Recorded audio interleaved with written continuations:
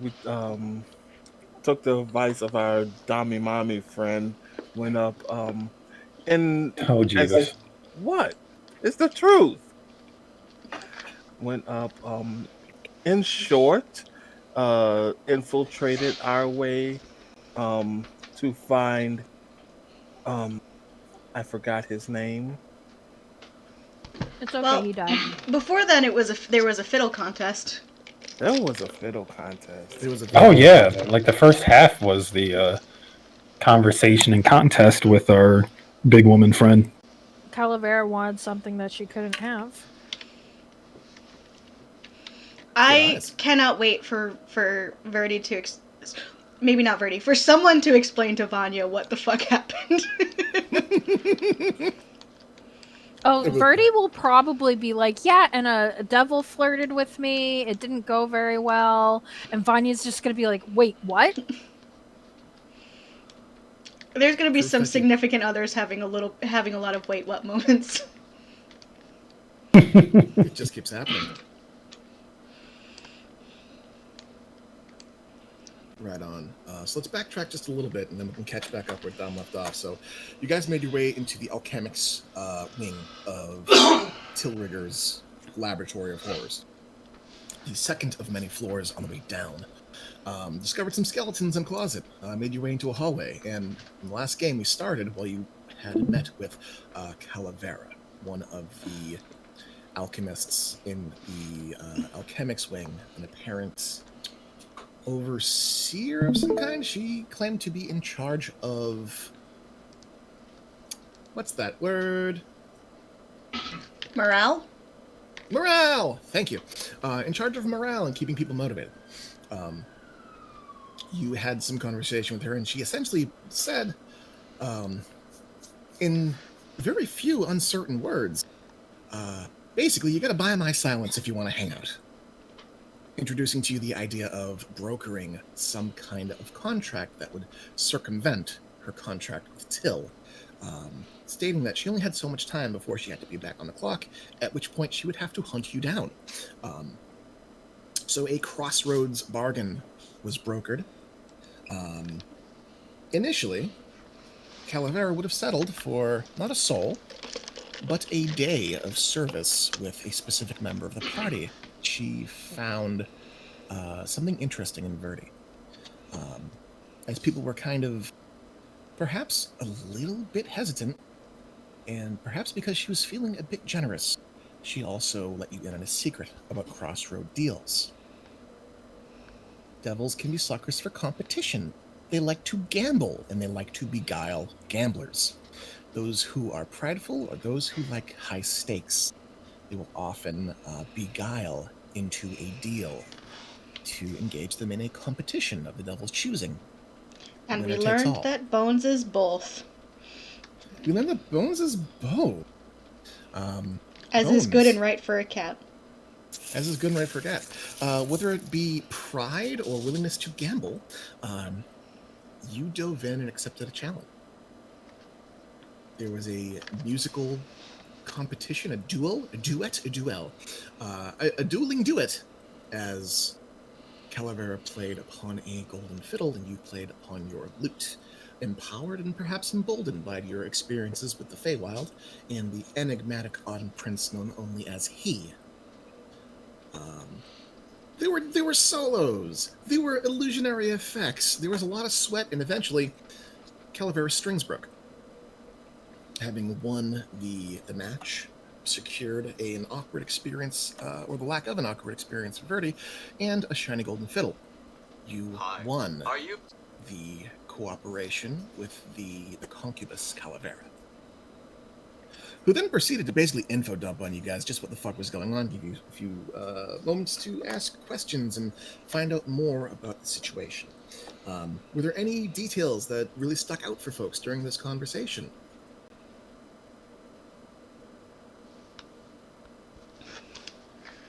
I know a detail, but I can't remember the specific details, which means I gotta take better notes. Just But- say the Remember thing few out words. loud and Yeah, just say it out loud and you'll jog the memory of the other players. Yeah, I know there's a thing that was in the temple before, like a jewel or something that may have belonged to the Koboloi, Yes, linked to the moon. So during the conversation, there was some mention of the tear of the moon, or the moon's tear. Till had apparently secured an artifact, a gemstone of some size and magical power, that was once housed at the top of the ziggurat. It now is locked away in the basement, and Till is, quote unquote, trying to divine its secrets, trying to get it to talk to him. Till has been using his demons less and less for work, and has been leaning more and more on his creations. I believe that was mentioned. Yes, that was mentioned as well. Whatever deal that Till was working on that involved souls, or the sharing of, or the consuming of, it seems that he is creating puppets, flesh creatures in the subfloors, living automatons to do his bidding. Calavera had described them as being borderline feral, not very bright. They take orders, but they don't talk much.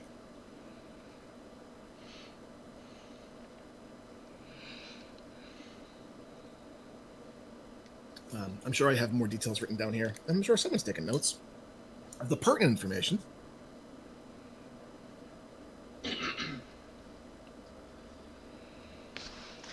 There's also the information that Till and the guy we just killed have names that start with T, and I found that confusing and annoying as hell.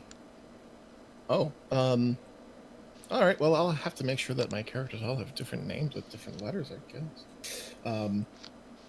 Yes, you learned that the current head alchemist, well, currently now deceased head alchemist, Titilivis, some kind of buzzard bird man, an alchemist with strange magic. You learned that about 50 or so years ago, he took over this wing of the building. Around 50 years ago, give or take. Took over and basically kicked everyone out of their jobs.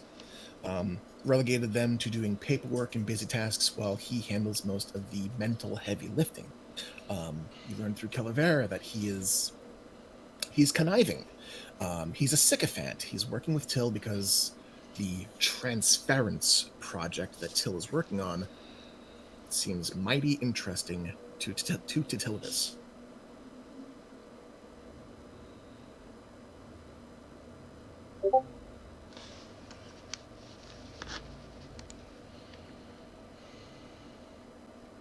So, after making your discussion with Calavera and giving her ample excuses for plausible deniability, she went off to perform her task, to check the upstairs floors, to go outside and see what disturbance had happened beyond the main entrance. Why the ghouls are upset, what's happening out there. I think Bones told her it was probably because of the twerking dragon. Probably because of the twerking dragon. There was mention of a twerking dragon, absolutely. She's going to be armed with plenty of misleading and confusing information looking back, so good on you. She went her way and let you guys know where Titilivis will be found, suggesting to either steal his keys, steal his books, or try and find him, but good luck. So you guys snuck down a hallway. You found that all the doors were seemingly magically locked and magically soundproofed. Snuck your way into a kitchen area and essentially caught the old buzzard with his pants down, cooling his stew. I believe he was trying to eat a stew before fucking Biff came up and started choking him out. Biff and Bones have played too many games of Hitman. Too many games of Hitman. So, covertly using the power of magic and inherent skill, you snuck in, got this guy by surprise, managed to continually choke him out until he passed out, not before he got off a spell, just one, which only affected Bones and Evrard, I believe. A potent paralytic spell cast without a verbal component, suggesting that perhaps if you had not handled him this way, things may have gone bad for you. After tying him up and laying him in bed and checking out his room, Bones, you discover this guy is evil as fuck. You read his journal, found out that he was into some really bad shit, and it was collectively decided that, yeah, this guy should probably die. So hogtied and beak bound. Making a note that reading the journal was what actually convinced the group to kill the unconscious guy. Yes. Prior to that, several members felt kind of like, we did just take him out pretty effectively. It seems kind of...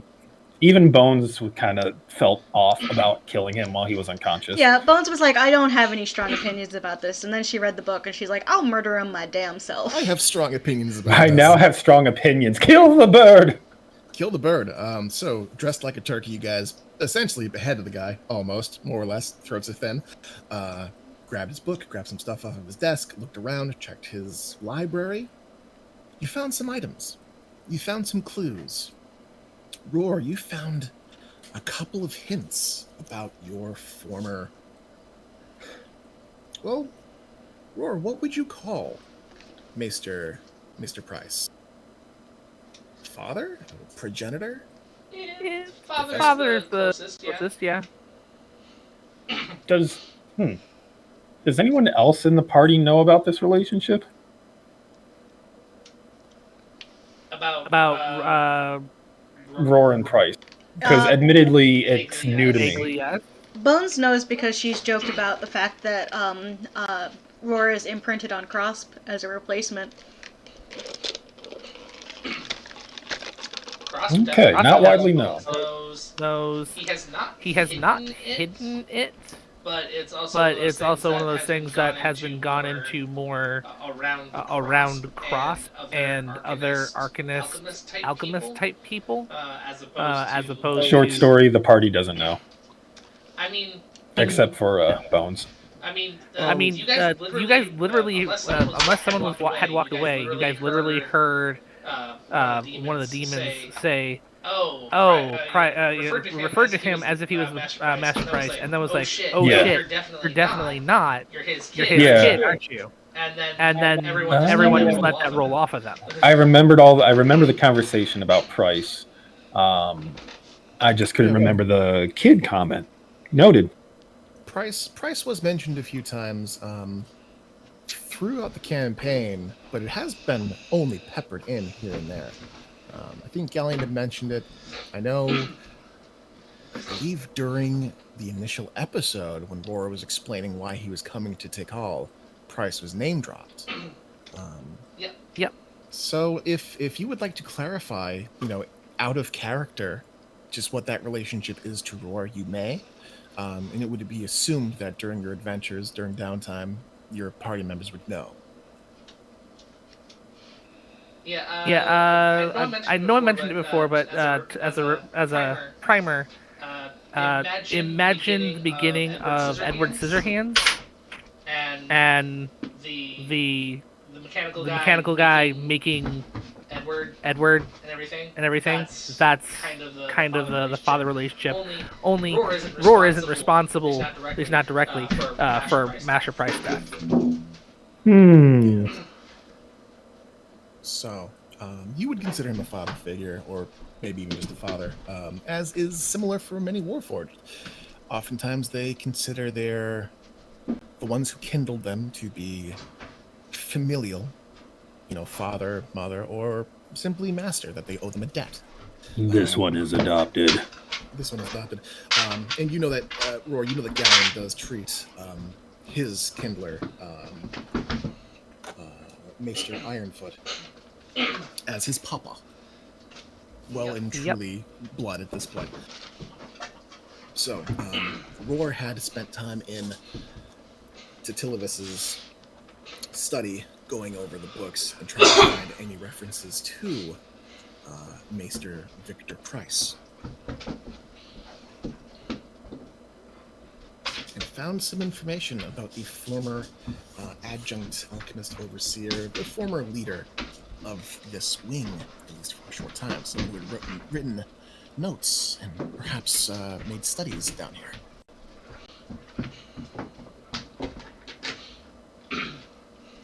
And as a reminder, you did get informed by Calavera. Price was here. and he has bad blood with Till. He left on bad terms, escaped somehow. Not sure how. Yep. And we were told that, maybe there's some water paths that aren't fully mapped, and maybe that's how he got out. No one can tell. Who's to say? Not me. I certainly don't know. That would be breaking rules. So, I think that covers most of what we went over. Bones, I believe you have the strange symbol that you pulled off of Titilovus. Yes. There should be some information or an item card in your item sheet. I think I showed the party, but you also have the journal, which you can peruse at your leisure. There are some cliff notes, just the basic stuff that Bones would be able to pick up through skinning, the stuff that I think would be important to her. Didn't I do a check for Karn and he realized something? Yes, why don't you describe what happened while I cue up some mood music? Oh, jeez. Take notes.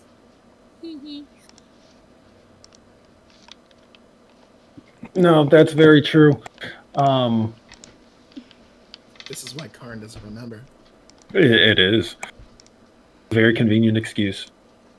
Right up until I get keen mind. I am not letting you take that feat. Absolutely. Why is this my sheet? I thought, God, I don't remember. I know he did a check. And I believe it was on that symbol, wasn't it? Yes. You held the symbol in your hands, and I had you roll a fractured memory die. Yeah, and it turned out surprisingly well for once. And he remembered it tied back to the prison in his memories. So I think he understands the symbol as being something representative of something really bad, but not exactly what it was. So, to refresh your memory as a player, because I don't want to leave you hanging, Karn held the symbol in his hand and felt something from it, something in his bones that he doesn't have because he's a robot. A power, a thrum, a trembling sensation that was metaphysical. And it brought him back to the inverse pyramid, the Black Pyramid. Yeah, he recalled that it was extraplanar, that it wasn't from Mobius. There you go. You remember it? Not it, but something similar to it. A piece of fabric, a finely made handkerchief, which you were warned could become a problem if people started looking for it, because it's not from here. It was introduced to the vault, and you were introduced to the vault where you saw many other items held in stasis, held within strange pillar containments. The very same pillars, pedestals, that you encountered at Cowlet's Rest. Pillars that are currently in Roar's possession in his portable hole.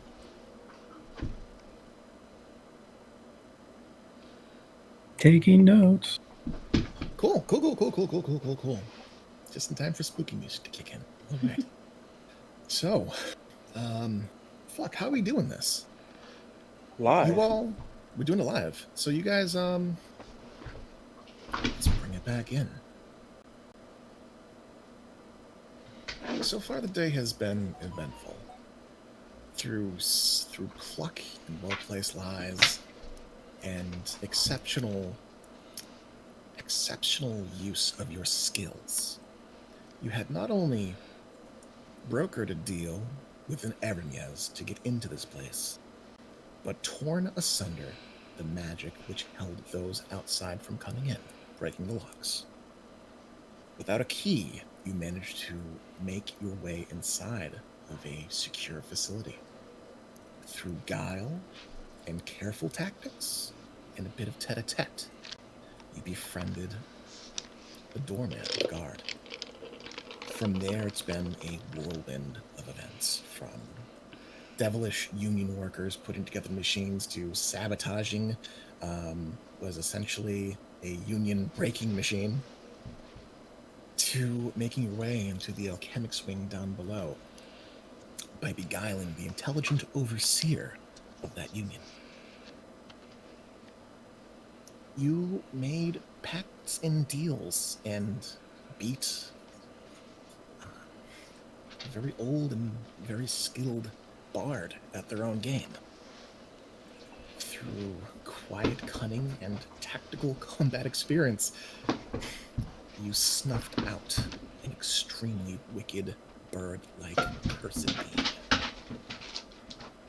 And while you find yourselves in his dusty abode, the tarnished treasures and trophies of their ill-gotten prominence on display, while blood still bleeds black into the sheets behind you. It's almost cozy. It's quiet in here. You all have items, some of you have items, that you have liberated from this place. And you have a heading. Forewarned and forearmed, I will leave it to the party to decide what they do next.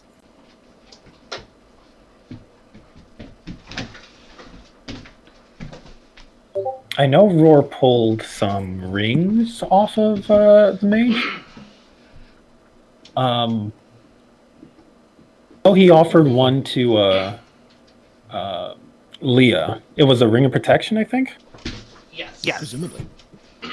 Roar, Did you Leah were accept confident. it? Could you say Could you say that again? Me, she dropped out for a second. Did Leah accept it? I didn't remember getting offered any rings, but I probably It was at the end of game as we were closing up, so it was something that I was fairly certain I didn't have two of these rings still on me when I was talking to Rob last night. But I definitely would have offered to Leah because she is definitely the squishiest out of the entire group.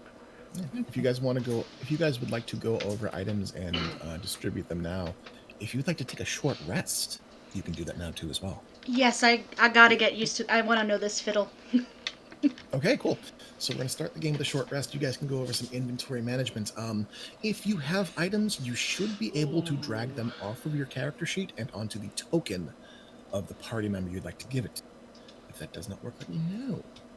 Okay.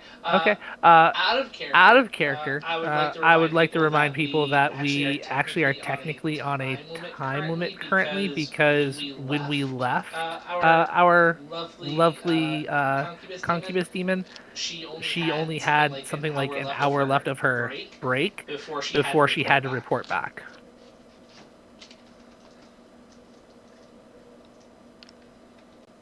I thought we got around to that by doing the deal with her. She can't say where we are or anything, but if directly asked about certain things, she still has to answer. Yeah, if Till suspects something. So out of character, I will say that there's been so much fucking chaos going on that it will take Till some time to start putting together these conflicting reports. I'm not going to be rolling dice or anything. As an olive branch, I'll say you guys do have time to take a short rest. Okay. Then Got some time to F around, but not enough time to find out. You have time for a short rest, not a long rest. So then a quick aside then. I know that based off of our lovely concubus, Verdi is the only one who's likely to walk through the blazing hellfire cleaning room without too much damage. Based on their infernal heritage, but at the same time, Verdi does have to breathe. So, Verdi, would you like a necklace of adaptation? Sure. It just means you can breathe normally in any environment, and you have advantage on saving throws made against harmful gases. So, if you walk into a bad cloud of shit, you don't have to start hacking up a lung. You could probably be fine. Okay. Does it need attunement? It will require attunement, but you guys will have time to do that All right. if we're taking a short rest. Yeah, it sounds like we are, so I'm going to get that moved over to you, Verdi. And CC, let me know if that does show up correctly on your sheet. Should be an item, the necklace of adaptation. We're spazzing around the bird. Bird spaz? Bird spaz. And No, And I was waiting for the thing to pop up. yeah, for yeah, the it should have set. just gotten. gotten Yeah, I there. got it. Okay. Okay. Cool beans. And As far as protections go,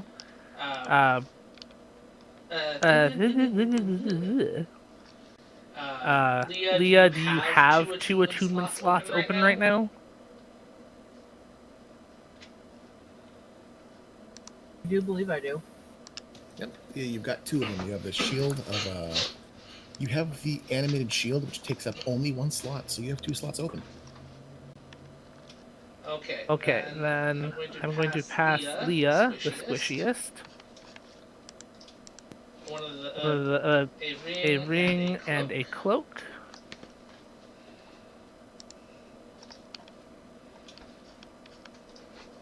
And we still have another cloak and a ring of protection. We had 2 rings of protection? Yes, there's the ring of protection. Yes, there's the ring of protection and the cloak of protection that we stole from the closet, and then which came with the necklace of adaptation. And then there's the shit we just took off of Titilivis. You guys actually found a ring and a cloak in a different room. And Tadilvis was wearing one. Of each. To be specific, Leah just got the ones that Titilivis had, but they are not as ratty as they were. Because as a reminder, once they were removed off of him, they were no longer affected by the same curse that cursed him. I'm interested in the ring if no one else wants it. You passed me one of the you passed me the bird cloak and the closet ring. Oh, is the closet ring? It had the same. Oh, that's fine. It just looked the same, or had the same styling as the bird cloak. So just passed them off together. That way they match. They do the same thing. They're not cursed. It's fine. So you said you wanted a ring or a cloak? I'll take the ring of protection.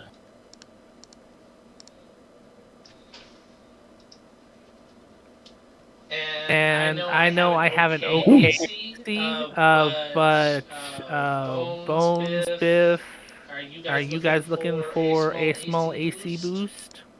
My AC is currently 18. And I will double check because I know in previous editions they did rings and cloaks protection did not stack. You can stack a ring and a cloak. You just can't have multiple rings or multiple cloaks that do the same thing. Magic items of the same kind cannot be stacked. Okay, just double checking because like before this counted it, X of protection counted it. Gotcha. Nope. You are clear, and during the short rest, you can attune to. It doesn't say you can't attune to multiple magic items at once during a short rest, so I don't see why not. What's Bones' AC? I don't see that becoming ridiculous, so you can attune to both. Bones' AC is 16. I'm checking her attunement slots now. I don't think you have anything attuned. I'm pretty sure I don't, actually. I think it's like Bones has been hilariously mundane and then became a bard. That said, do you have Identify, or does someone in the party have Identify that they can help you with this? With the fiddle? I was just gonna attune and find out, which is...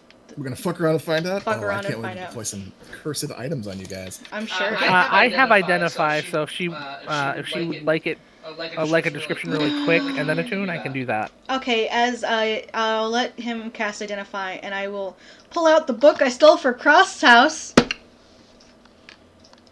Cross wrote a book about magical items. I just want to flip through it really quick to see if he wrote anything about a legendary golden fiddle.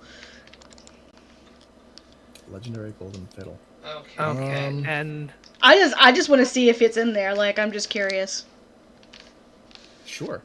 Go ahead and give me, while you're fiddling through a book, what would it even be? Knowledge check of your choice. Take advantage. Alrighty.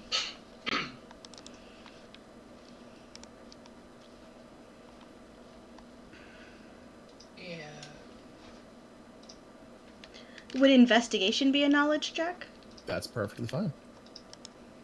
Hello, Bones? That was weird. 27. 27, okay. And show. There we go. Magic.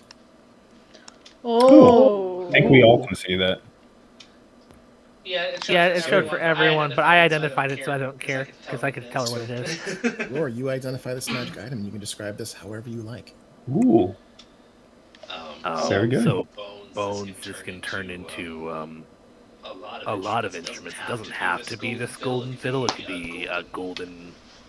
I mean, it probably could be a golden kazoo for all it cares. It makes your spells stronger. It makes it harder to resist your spells because you have those now. I saw.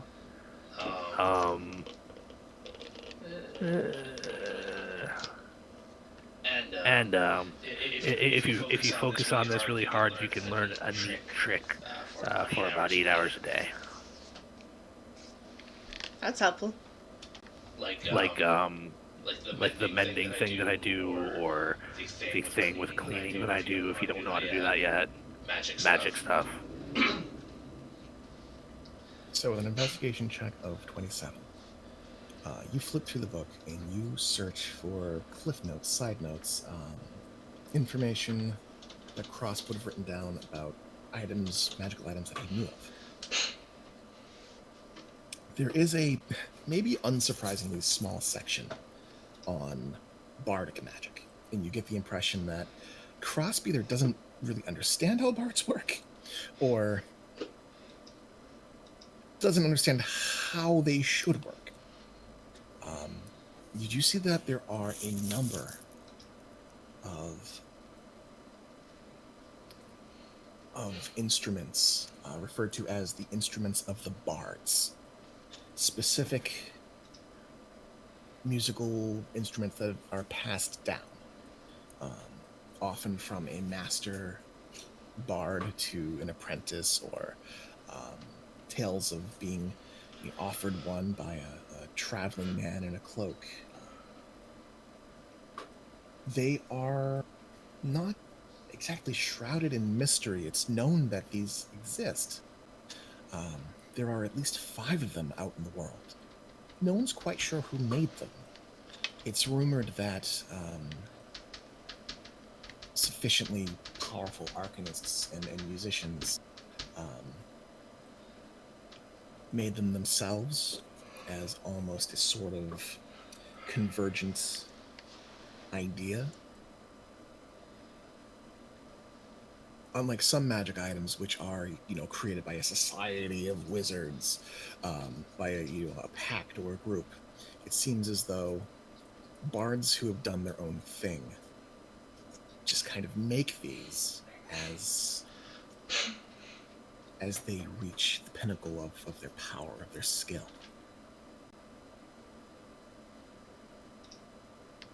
Interesting.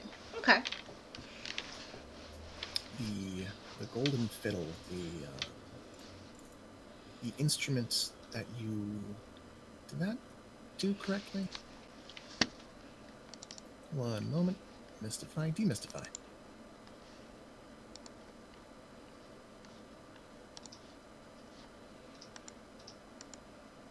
One moment.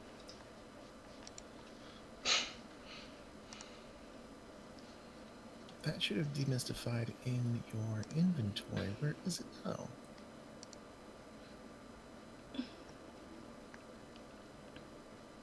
I'll have to drag it into your inventory. One moment. Okay.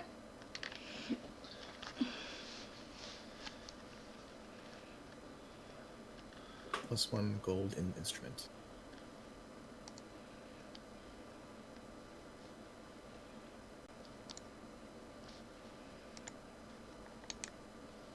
There we go. Okay. The instrument in your possession, you're not certain if it is one of these lesser-known instruments of the bards. You do know that it does have power all its own, however. According to Calavera, it's old. that was held by many different musicians, many different bards over the course of its existence, and fell into her possession quite some time ago.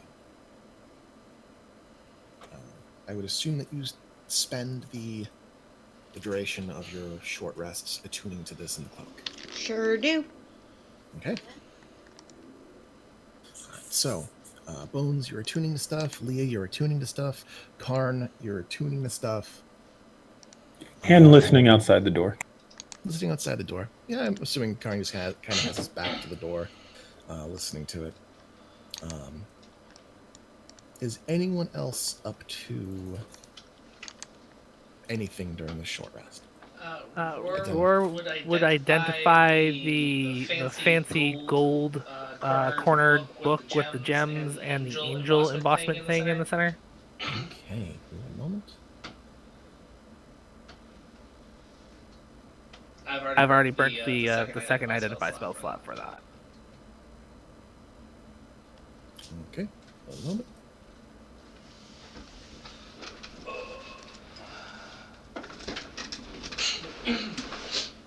what a shame. I had this all prepared and now it's not doing it right.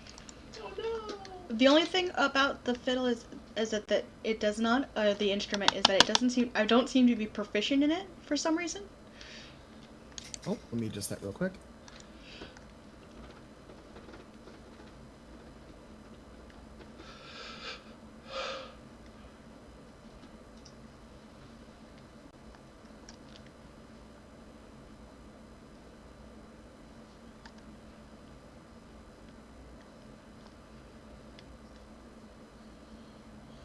Okay.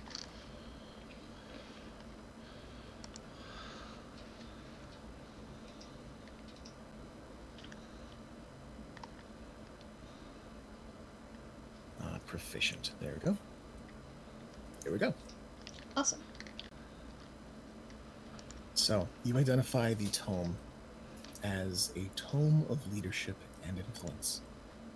Contained within these pages are guidelines for influencing and charming others. If you can open the book and manage to read through it and truly absorb what's in the pages, you can increase your charisma score by 2. And your maximum charisma by 2. Oh shit, it's that book. It is a rare book. You would know of some books like this from your time in the Lyceum, essentially wizard tomes, sorcerer tomes, for which its writer has poured their very soul into the pages.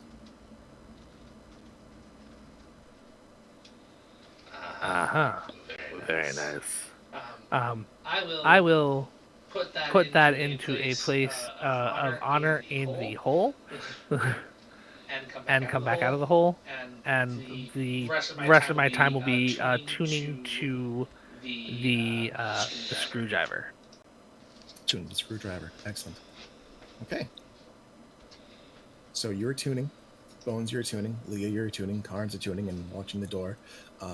Verdi, attuning. Yes. That leaves Biff. Biff, what you up to? Biff is just relaxing. He didn't take any damage. This is a lot of magical stuff that's not really his forte at all. So, watching the door, there's no real reason to meditate here. It would all flash red and hot and weird. The red, hot, and weird alarms do not appear to have gone off yet.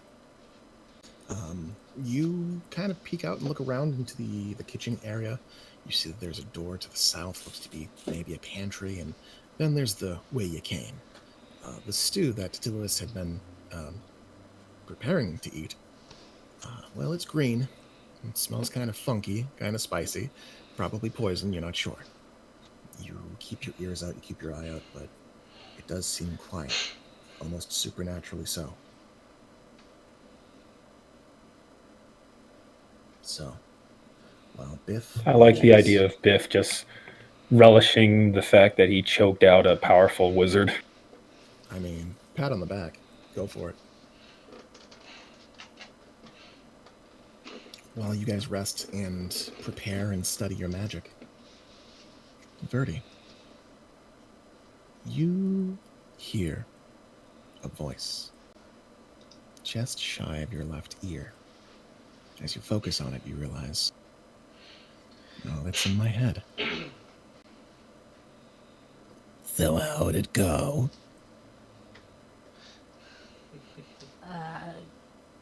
He's dead. The weird bird is dead. He says that in his mind because talking to himself out loud is a bit weird.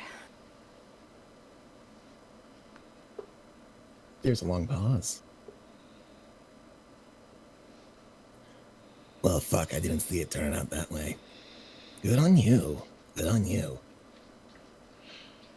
So, there's some hubbub about a break in the fourth wall. Pretty strange. The ghouls seem pretty mad. Can't say for sure why. Seems someone's gone and punched a hole in the ward relay. Till's gonna start asking questions, and Zaboz and the other workers are gonna have to start speaking up. There's gonna be some conflicting answers. It'll buy you some time. But you might want to prepare for a fight once you get to the labs. I haven't seen the makeup down there, but Till's a smart guy. He likes traps.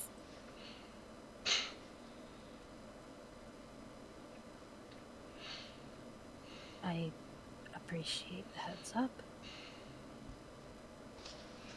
Just making good on my end of the bargain. Come out of this alive, yeah? I plan to. And, once that conversation has resolved, Verdi will speak up and say that Calavera talked to him in his head, and that we're gonna be expecting a fight and traps ahead. You mention this, and Gallium looks at you and squints hard, and kind of tromps over toward you. You're saying she's speaking your mind. You, look here, see, look out, eyes. Gets down low, he starts staring at your face. He reaches over and he attempts to place his giant finger and thumb against your eyelids to open your eye. Hold still. Yeah. Go. He pats you roughly on the shoulder and gives you a little shake. The devil woman is in your head. You've been charmed. What? Chase him by the horns.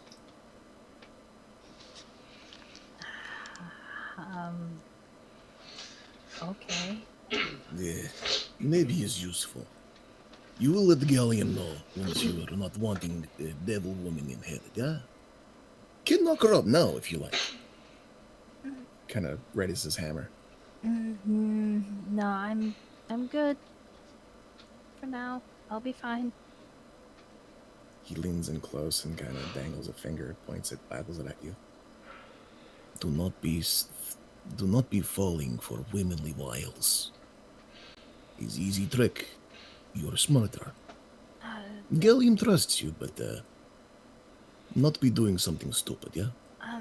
No, I don't do that. His lens-like eyes squint, and he gives you a curt nod. And pops a squat over by the bed, sitting, knees up, hands on his knees. Okay.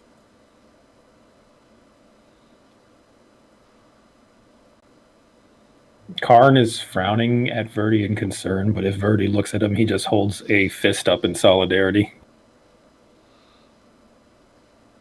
Birdie also holds a fist up and is really confused because, as far as he knows, he's never been charmed before, but he doesn't feel any different.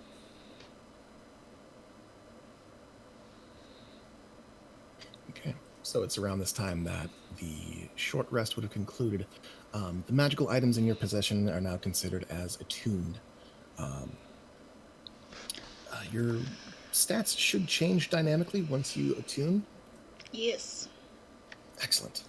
And I had to also equip. And equip, yes. And equip, yep. Bones is going to change the golden fiddle into a golden lute for the moment. That way she can play it with her plectrum. Excellent. So something happens as you attune to the golden fiddle and begin to change it. As you hold it in your hands and you hold onto the plectrum, you find a sensation in the back of your mind as foreign melodies and instinct, muscle memory settles into your elbows and your wrists and your fingers. It is as though a wealth of experience has been recalled, vague and fuzzy as it is. You feel as though you have held and used this item for years, as though you've been practicing with it for years.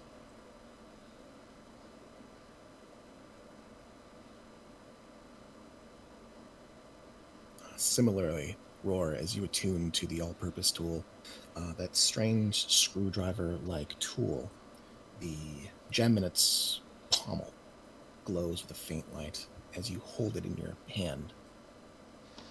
The grip begins to shift and change and mold itself to ergonomically fit in your palm, growing somewhat larger to make up for the difference in size between a human hand and a warforged hand. You instinctively know that the shape of this tool can be changed. What shape does Roar give it?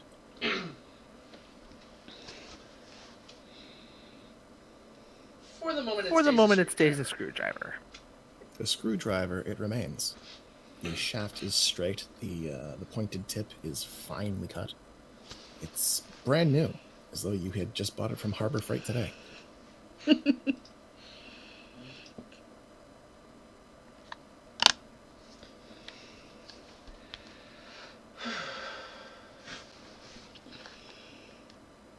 So freshly attuned to your items. Verdi as well. You attune to the necklace of adaptation. You wear it around your neck. It's not quite a collar, but as it sits on your collarbone, you do breathe a little easier. The air feels a little less stale, a little less dusty, a little less fouled by the fresh corpse in the bed.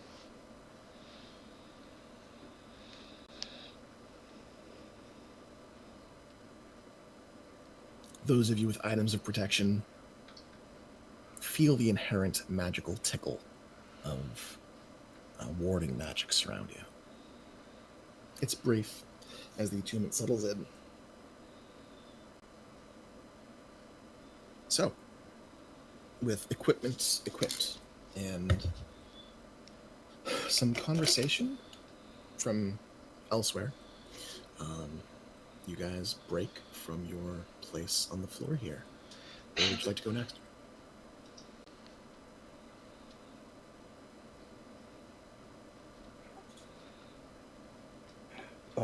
Biff heads out, looks around, and asks much the same question to the others. Well, what is direction for the body now? You should probably... Go ahead. Probably the lab.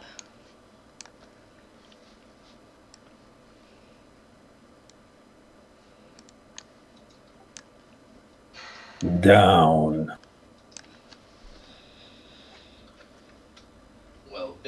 Well, Biff has the keys, but we need to go through the decontamination. and unless we want to scorch and get in pain, we actually need to get in the hole and have Verdi take the lead here. I can get through it and see if there's a way to shut it off. Yes, Biff can use power of stone to lessen the damage fire would do. But for someone that is perhaps uh, racially, speciesally inclined to the fire, it would be better. I like to press my ear against this door and see if I hear anything or just more magical silence. You hear. Give me a perception check. Well, what's your passive? Like a 30? 23. 20. Oh, fuck, I guess. Yeah, you press your ear to the door. You hear a very faint skittering.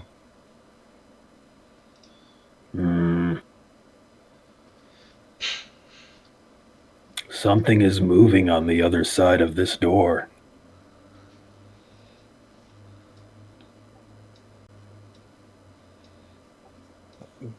Biff goes over and tries to listen as well. Biff, what's your passive perception? 17. 17. You hear a very faint skittering. Like a rodent?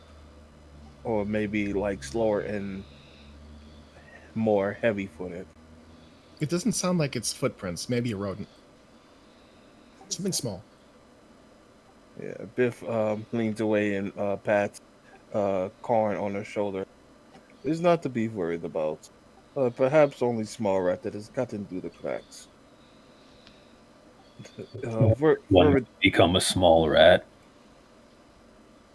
What was that? This one can become small rats. Do not underestimate small rats. If not underestimate small rats, because they can be the carrier of poison and disease. But for a kitchen to have rats is not uncommon. Especially in a place such as this, filled with devils and demons. That sounds like a violation of some kind. Are you really worried? We can quickly check and see. We'll mark it down on our OSHA sheet, and Bones will pull out an invisible clipboard and make a check mark. Oh my god, y'all still keeping score of the violations. I'm so happy. Just gonna go ahead and open this door if it. Go for it. There's an 8-foot rat on the other side. So, you enter into the room, and it's quite dim in here. Some light filters in from the room beyond. Give me a perception check with disadvantage as you are in dim light.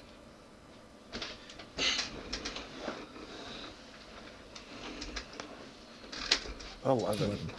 So, with an 11, first things first, you see that there are cupboards and there are barrels and satchels of things that look to be grain or rations. There is what looks to be a horizontal set of boxes with lids whose handles pull up like a hinge. Both closed at the moment. They exude a cold sensation as you stand by them. In the corner here, you see a shadow, kind of a lump of a shadow, which quickly moves and skitters into the dim light. And something darts across the path in front of you in the shadows, roughly the size of a dodgeball. Holy shit, that's huge. Karn, nope, you don't have dark vision. Verdi, nope. Bones, you have dark vision. So as you guys are looking over Karn and Biff's shoulder, you see the largest, shaggiest, rattiest rat you have ever seen dart from across one side of the room to the other. It struggles to fit its fat, tattered ass underneath one of these boxes. Karn, can you talk to the rat and make sure it's, like, actually a rat? Or would that eat up too much energy? Let me check. Ooh, speak with beasts. Do you have it? Oh, I got to speak with animals. No shit. So do I. No shit. I'm doing it. You doing it? I'm doing it. All right. Is that one a rat? So you start squeaking and squeak and you speak out. Squeak. Squeak squeak. Trying to reach out to this creature.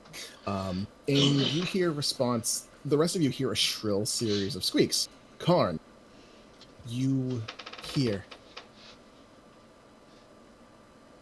No rats here. There ain't no rats here.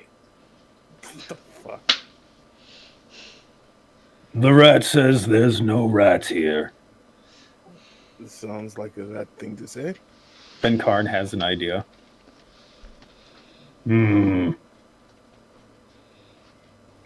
It is a pity there are no rats here, for we have food to share with helpful rats. Roll me persuasion check. Oh, God. Yes. Take advantage. Persuade the rat. This, as someone who has been playing DOS like nonstop, this speaks to me. What am I getting advantage from? You are speaking the language of food. It's persuasion or animal handling. Oh, I didn't mean to put that. You know what? Which is better here? I'm going. Can I roll animal handling instead of persuasion? Go for it. Yeah. Yeah. Okay, we'll take the 19. There's a brief pause. Hey, no, I ain't said there couldn't be a rat here.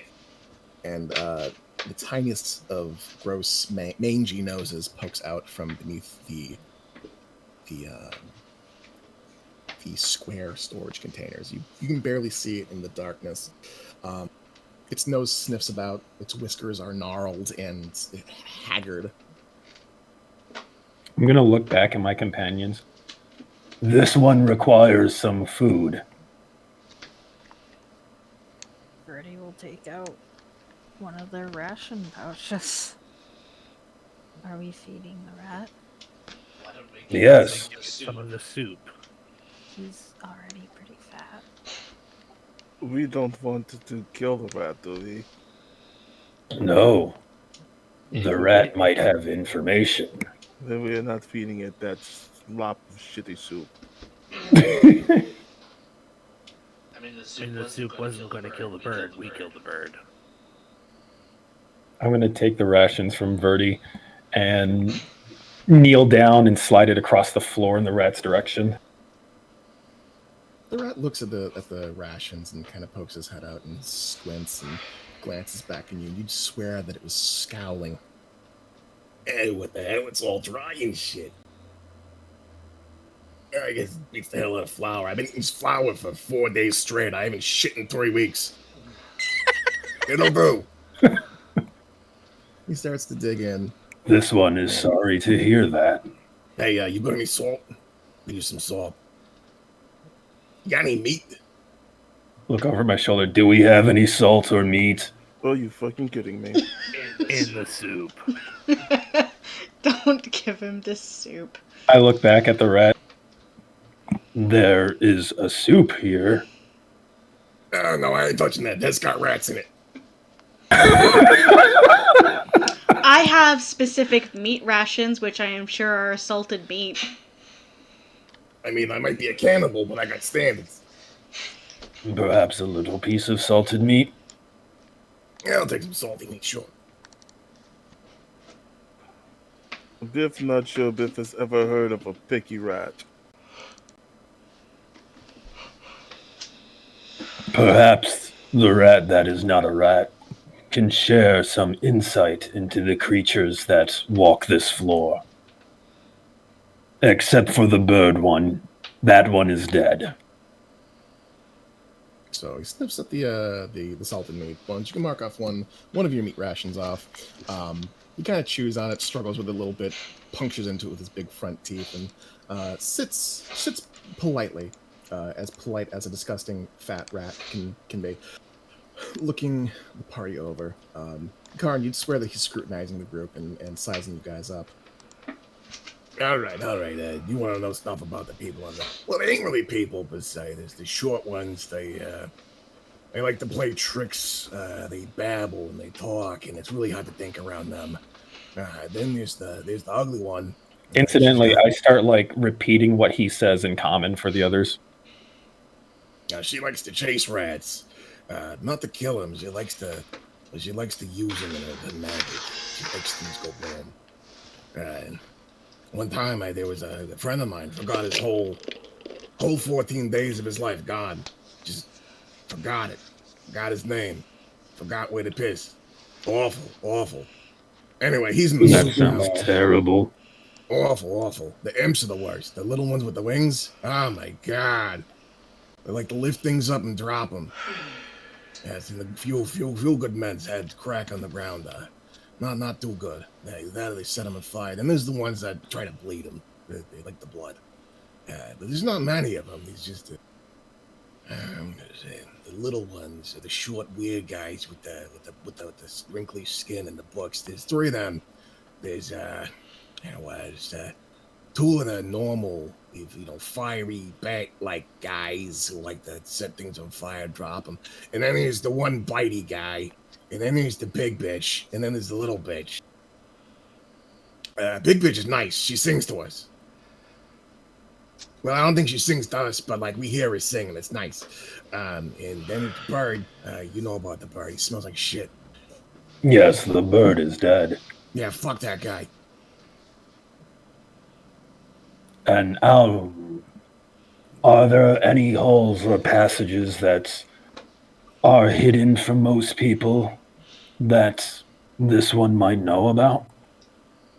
I mean, it used to be a lot of them. There used to be a lot of holes, but then, more rats started showing up, and they started putting that sharp and pointy shit in the holes. There's the wet places. Lots of tubes. If you can hold your breath and swim, you're pretty good. I don't see many of the holes these days. My ass is kind of big now. But if you want to go swim in the shitter, you can get just about anywhere. Interesting. And the wet places are down below, yes. No, well, it used to be a hole. There used to be a hole around here somewhere that would get you into the big pool. It's always a gamble with the pool, though, because sometimes you jump into it and it's nice, and then other times you jump into it and you get pulped. Just like... just turn to dust. Melted. I ain't been there in a while, though, but, let me see here. He starts to rummage and moves to this corner here, sniffs around.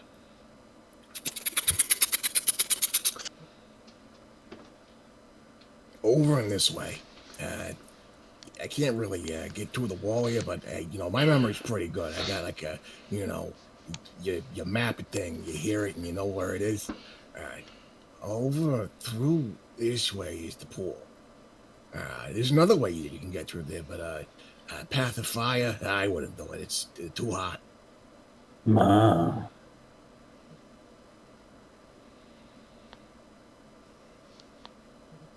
Fascinating. This one appreciates that one's insight. Yeah, well, happy to help and all, with getting a meal and stuff. It's pretty good. Good on you, bribing a little animal to help you out, giving them salted meat pieces is real generous of you. That one is welcome.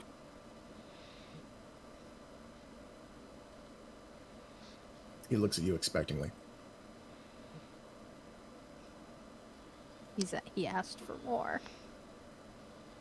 Does that one want to scratch behind the ears? No, I want more meat.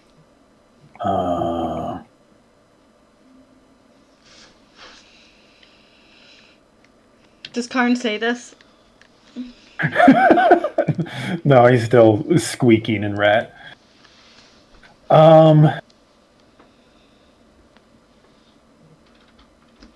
Like, what's that other stuff made from cow's milk? Yeah, when milk goes bad? That shit, that's the good shit. This one has heard of such things. Switches to common.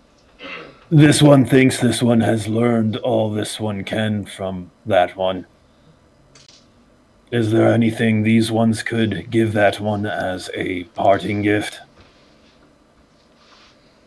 A bath? I look back at the rat. Does that one want a bath? No. No. God, no.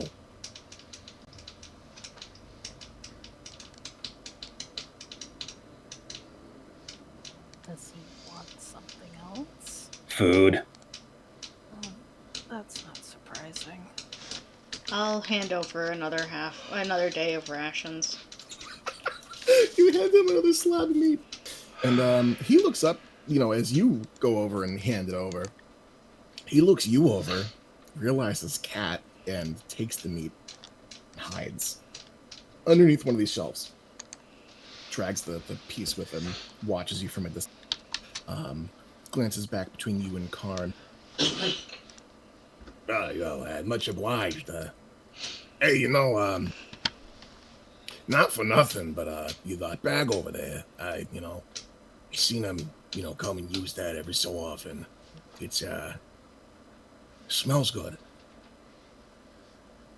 No one's looking. If you want, you could just take it.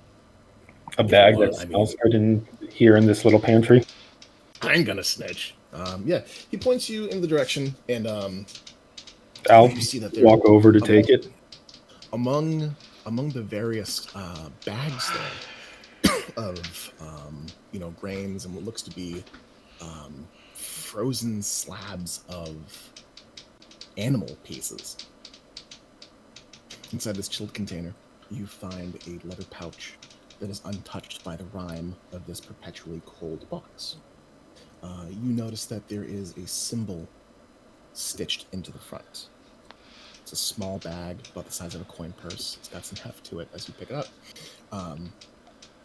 The stitching connects to a small golden stone around the back. And you recognize it as an Aetherstone. This one thanks that one. Yeah, well, cheers and all that. If I'll, you won't need nothing else, I'm gonna, By all means. And he gives you kind of like a shooing motion.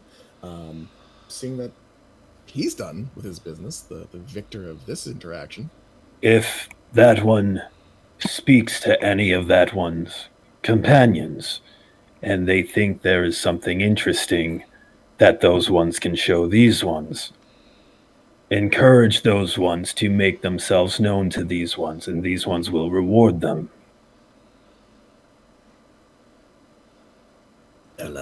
I'll take it under consideration. Yeah. And I'll retreat back to the others and hold up the little bag. This one has found a treasure as well. What is that? This one does not know, but it smells pleasant. Karn, as you kind of like lean in to smell, you are bombarded by a series of different scents that kind of all assault your sensory mask at once. All at once, there's like ginger and curry and cinnamon and something tart, something sweet. He's found his scent bag. You found a scent bag of some kind. I like how we're gonna have a bag of endless spices that's carried by the guy who really can't taste anything. He can taste things. Roar fixed that shit.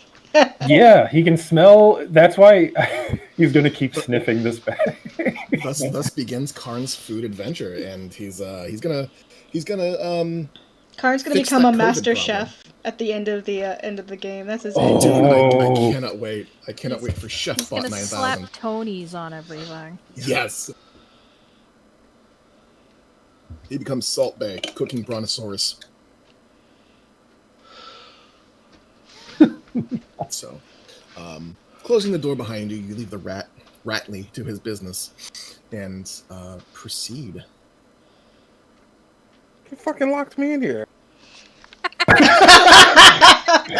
It was the rat. Just you and me, tall, dark, and handsome. We've seen what rats can do in Gilneas. Yeah, all right. You hear a loud thump as Biff punts it against the wall. Well, there goes that diplomacy. Okay. So, you guys find yourself in the hallway that leads to the way that you came. As you make your way past the doorways, you find that there is a faint, dim red glow that comes from beneath the cracks in the doors. It is eerily silent in this hallway. So during the music duel, there seemed to be an effect that took over. Anyone have any idea how long that would last? Because Biff is At not least an hour. Since it's been at least an hour. I caused that. You caused it. Yeah. Oh, Biff thought it was Calavera. Well, there were a couple of different effects happening. Which one are you talking about? It is very helpful to move about in this silence. Oh, okay. You talking about the silent effect? Yes. Yeah, I can do that.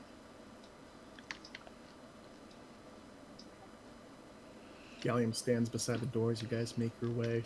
It'll only stay in a single area, though. It won't move with us. By now, Better for later. What ability is that? By now, the pass without a trace would have worn off of Verdi. Yeah. There we go. Let's just mark those tokens. Gallium makes a gesturing motion, and you guys move past him. He follows, taking rear guard, just kind of finding himself in that position.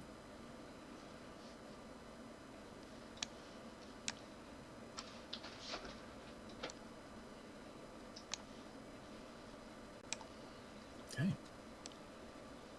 So Biff, as you find yourself before a large doorway, the center seam of which is interlocked with angular pieces of metal, you see that there are strips of black and yellow warning guides along the frame of the door.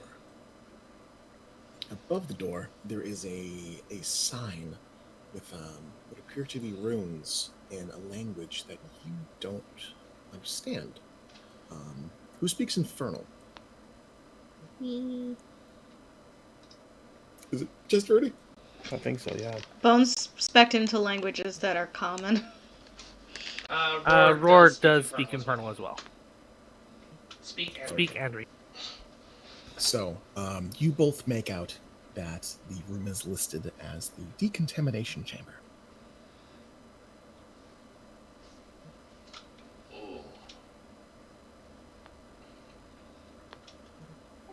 So do people want to get in the hole now?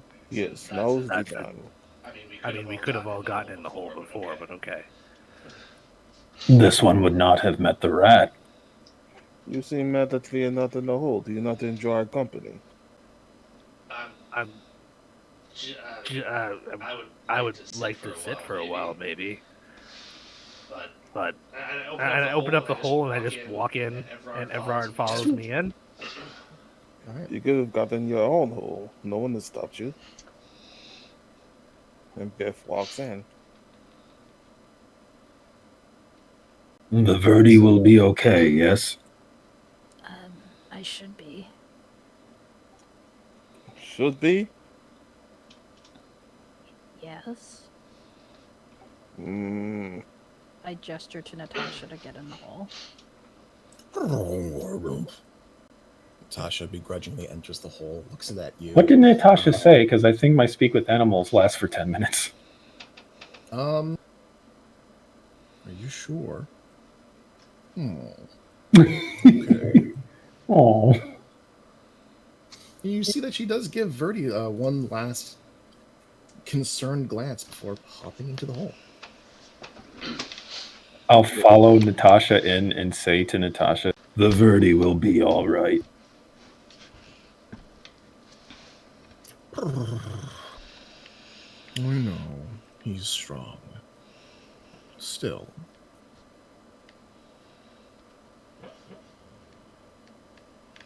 Yeah, Bones climbs in the hole. All right. So, Verdi, as you look at the door, you do see that there is a symbol upon the door. It is a red symbol marked with what appears to be fire. You quickly realize that this is similar to the symbol that was in the door to Titilivis's room. This is apparently some kind of key. Or keyhole, rather. I'm going to assume that Biff would have given the keys over. Well, I was waiting for Verdi to mention that so Biff could like throw him up. Yeah. Yeah, I was gonna ask keys. And Biff, Check minutes real quick. they just like fly up out of the hole.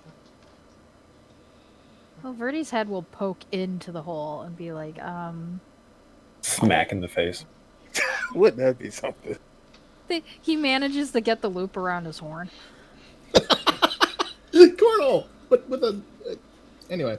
So you get a hold of the key ring with it has several of these laminated pressed leather cards. You find one that matches the door in front of you. You fold up the portable hole. You tuck it somewhere safe, knowing that, well, if there's going to be fire, you want to conceal this. You lift the key card to the door.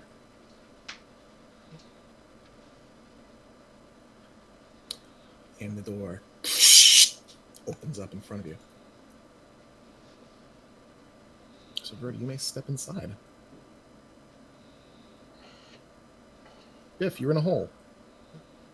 Yeah, just stepped in for the sake of like moving my icon.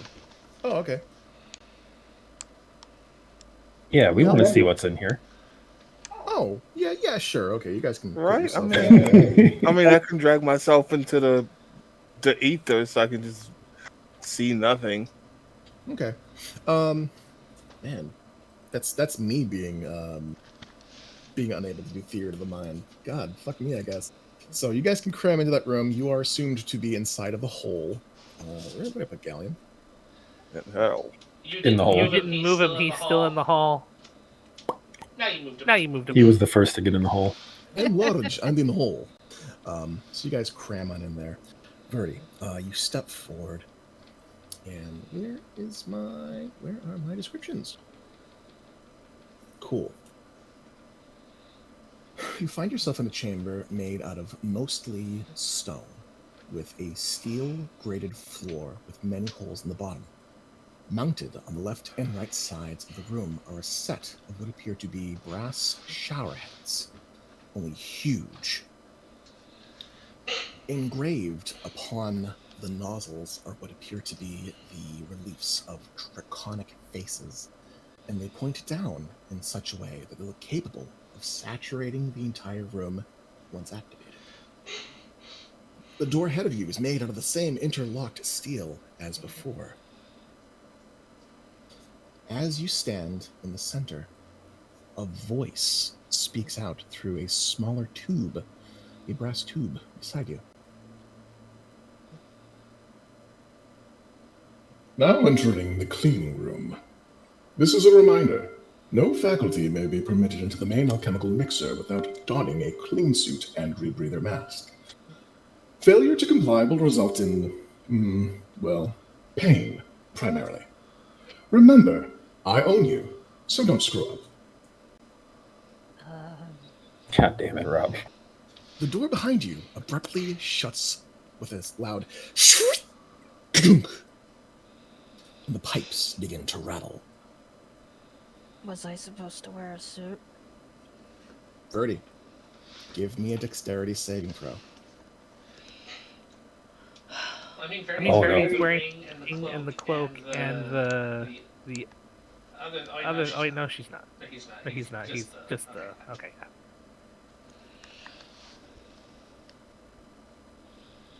That's a 25. 25, cool.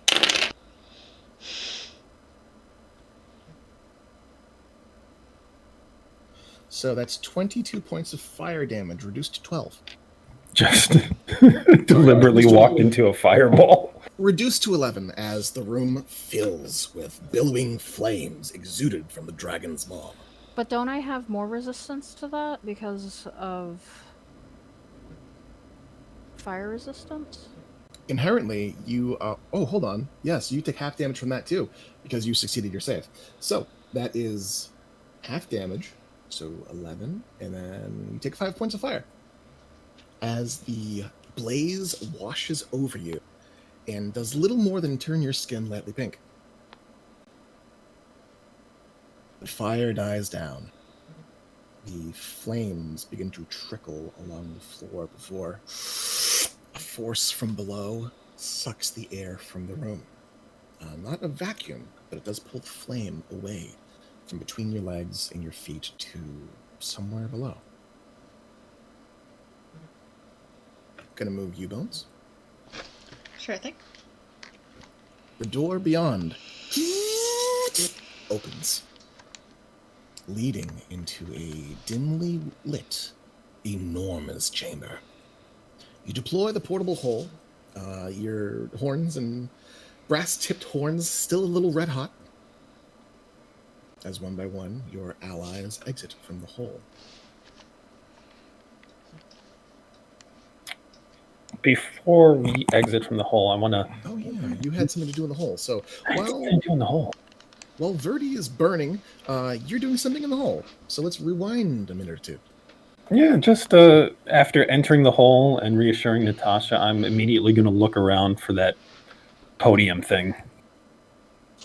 Inside of the portable hole, you find that there are, well, actually, give me a moment.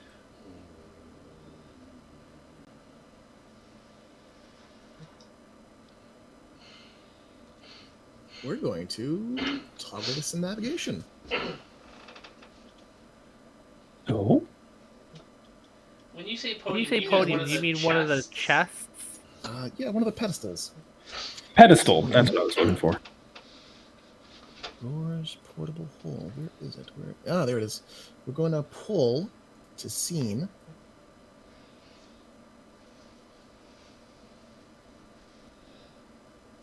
Ooh. I gotta remove some liches. Ah, Here we are. this is silly.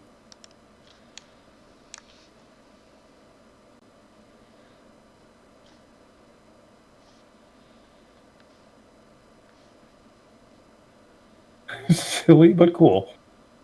So you find yourself in the portable hole. I don't know if people actually want to place themselves in it, but Karn, you can explore if you'd like.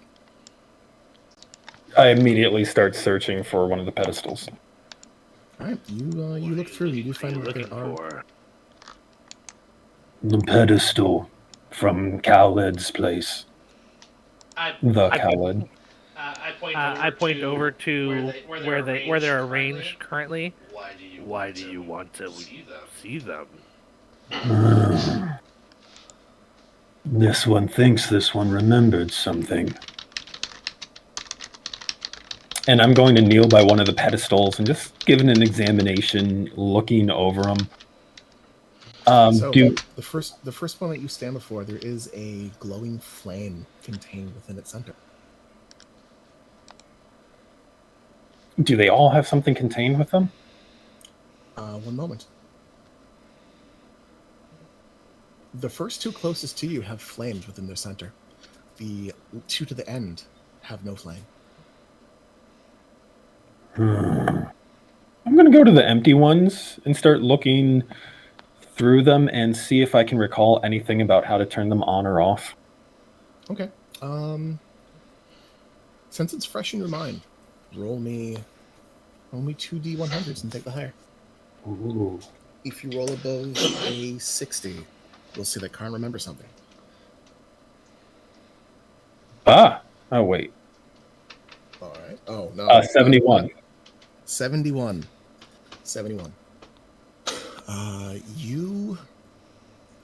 Yeah, this stands out to you.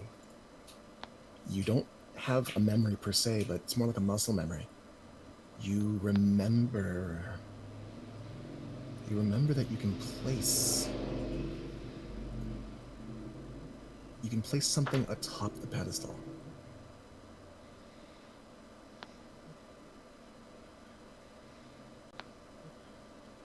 you remember that that is key to making it work, that something must be placed atop it. Do I recall what kind of thing needs to be put on top of it? Just a thing. It just has to be a thing.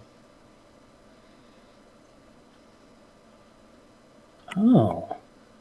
In regards to putting a thing on top of it, the flame in the middle of the other two, are those a power source of some kind? With the 71? No. No, those are things. Okay. So effectively, these two are already open, the other two are closed. So these two have something in them. These two are empty. And you know, to activate them, you would place something atop them, and then something would happen. I'm going to dig into my backpack and pull out one of the Ankeg scythe claws that I've been holding on to. Sure. You place the insectoid scythe claw Yeah. atop the pestle, and as you release it, it reorients, hovering an inch or so above the top of the pedestal, slowly revolving in place as though it were being displayed. It neither lifts nor drops in altitude. It just stays hovering there, slowly rotating on a peculiar angle. Very similar to the flames. The flames, no. And as you focus on the flames with your 71, you recall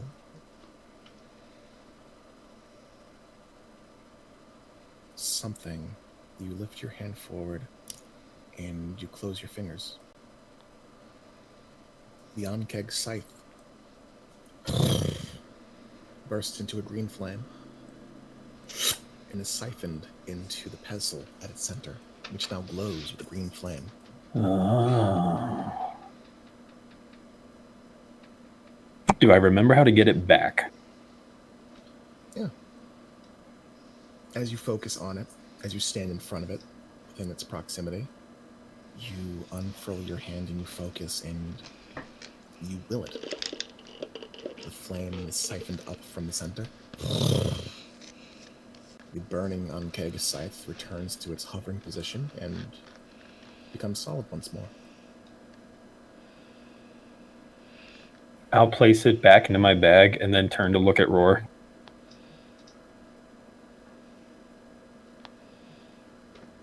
For a moment, I just want to see what his expression is. I'm not surprised since I saw how these work in the temple in the snake temple, because we had to open them up to see stuff. Yeah.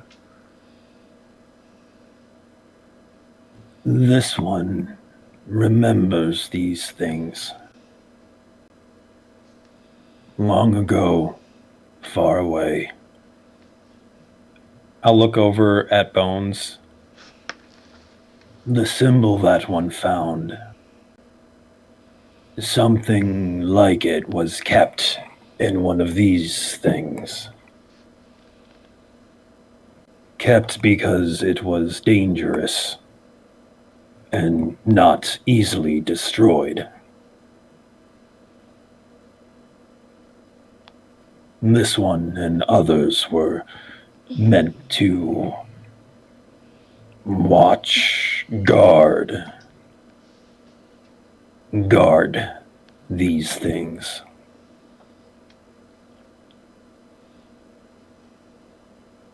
As you say that, the room shivers slightly. As the air changes around you, you're aware that the portable hole has been opened. You can hear the sounds of Verdi patting down their shoulders and stamping out a few flames in the distance.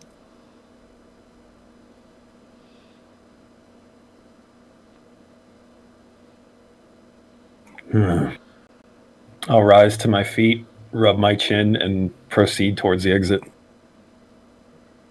All right. Anyone sticking around?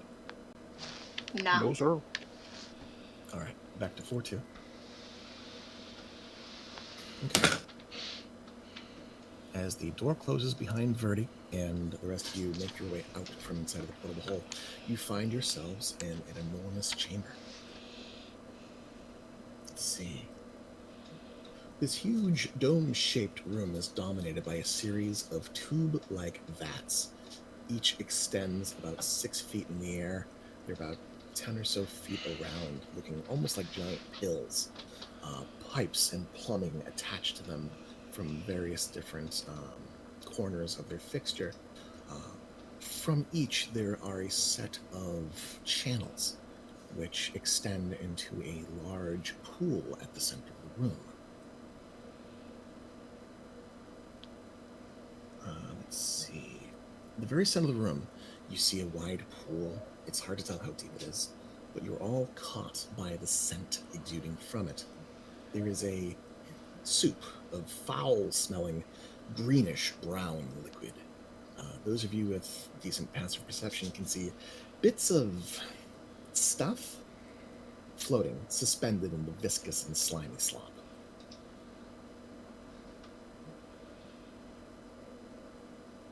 I take a whiff of my scent bag. This is disgusting. I'm gonna play a couple notes on my lute and just keep a prestidigitation bubble around my fucking head because I hate these smells. Bing, bang, bang. As the doors close behind you, a tube of brass resonates a voice. Now entering clean room B52. This is a reminder. Oh, hold on, wrong one. Wrong message. I like that. That actually happens with whatever's being recorded. Is just like, wait, wrong one. As the cassette changes and the record breaks a little bit, there's a momentary pause. How do I add stuff? I'm trying to add the scent bag, the bag of spices to my inventory, and I can't figure out how to add an item. Oh, I think your sheet was locked. Try now. You should have an option to add an item in your inventory. Oh, you have visual icons. Oh, God. I've been switching back and forth. You know, it's not bad. I hate it, but it's not bad. So, as the pre-recorded message is cut, there's a bit of a grunt and a grumble. It's about time someone arrived. Tubes 7 through 12's genetic molds rejected the new formula and were subsequently pulped. The remains are sticky. I need you to neutralize the remains before they congeal into something even less pleasant. You know the drill. Piranha solution for the organics, carbon for the rest.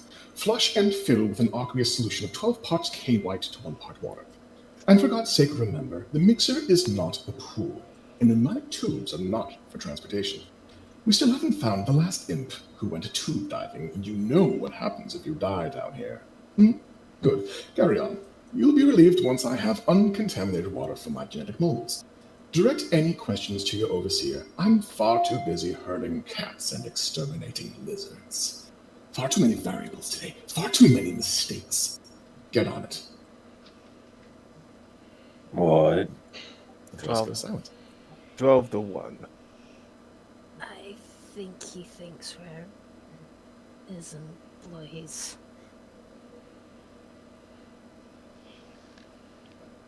This must be the pool and the pipes. The pool and the pipes. Karn, as you look the pool over, there is a film of oil on top. There are bits and pieces of what look to be like hair attached to what looks to be meat. Or was meat. It's now rotten. It looks like the soup. It looks like the soup. Jesus. Fuck. How horrifying.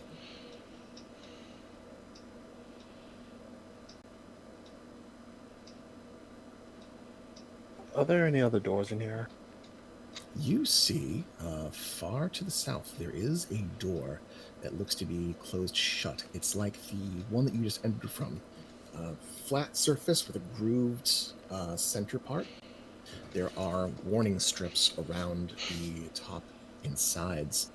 There does not appear to be a keyhole, but there does appear to be an emblem upon it. The emblem is a book. What appears to be a book colored brown. You look over the... do you take the key rings back from Verdi? Not just yet. Okay. Give me just a quick perception check while you're there, by the way. Alright. I think I accidentally closed the door.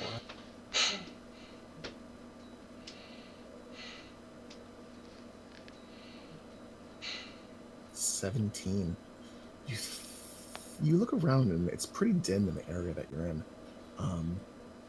Beside you, you see that there is a tall cylinder full of a faintly bubbling yellow liquid, and just beyond is it's pitch black, whatever's in the tube nearby. But something over by this wall. Something over by this wall catches your attention and draws your eye. While you're doing that, Biff, let's see. We got Bones in a bubble. We've got Roar exploring. We got Gallium, who's going to move over here because the party is splitting up. It must be in 2 places at once. This is quite hard. Yeah, I'll be exploring while I have a bubble up. I'm not just standing there in the middle of, like, nope. Not noping out. So just a quick rundown. Let's round robin this. Biff, you're down there. Let's move upward to Roar. What are you up to? Well, I had initially gone to look at the wheel, the mechanism over here. Yeah, feel free to place yourself over there if you'd like to investigate there. It is somewhat dark in that corner. You can provide a light source, I believe, as an artificer if you like. Yep. And I also have dark vision, so I'm not. Oh yeah, you got the belt of Dwarven. Yeah. You got the belt of Dwarven board. So you can roll a investigation check if you choose. You will not have disadvantage because it's dim light, not dark light.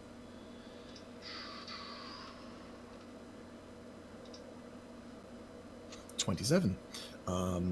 This is a large tank. It is currently empty. You see there is a window at about head height that peers into a darkened interior. You see a faint glisten of the remnants of a liquid. It seems to be maybe a water storage of some kind, currently unoccupied. You see there is a shutter on one side for letting water in and another for letting water out, you presume. There's a large wheel beside that seems to be used for turning it on, filling it with water, or emptying it. I'm not sure. But it does seem to be connected to the main pool in the center.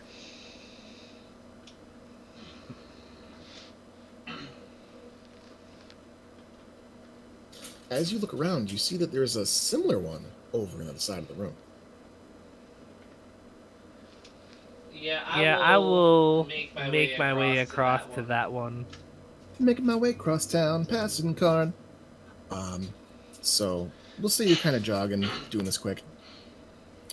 We'll float that 27 investigation. This one is very similar in make. It is currently full of water. Okay. I am going to. This one's not full. This one is full. Maybe. Does it look like these are connected? Like through the plumbing, I can see it. Does it look like they're connected to the fucking tubes of color? They don't look like they're connected to the colored tubes. They look like they're connected to just the pool at the center.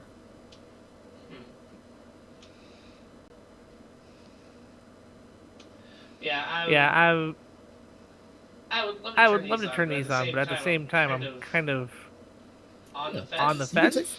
You can take a few minutes to study the mechanism and try and see if you can figure it out. I will definitely take a few minutes for that. Yeah, I'll let you roll a check after a few minutes. Moving up, we got Karn, who has waited next to the pool of ick. What is Karn up to? He's just... Honestly, he's just keeping an eye around. The things he's most interested in are still further down, so he's just keeping an eye on his companions and likely will be moving wherever he's needed. Sure. What's your passive perception? 23. 21? 23. As you stand by the pool, you think you see something move. After a few moments of study, you realize, no, it was flesh. It's bloated. It just floated to the surface. Moving upward, Verdi, what are you up to? I'm curious of what's inside of this white glowing thing. So, looking inside the faint white glow, you see the inside of this tube is filled with a transparent liquid.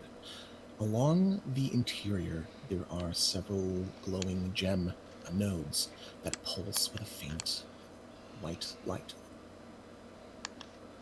It does not bubble. It does not shift. It just, at first glance, it looks like water with just a faint white glow to the gems beneath. Yeah, that's weird. Okay. Bones, what you up to?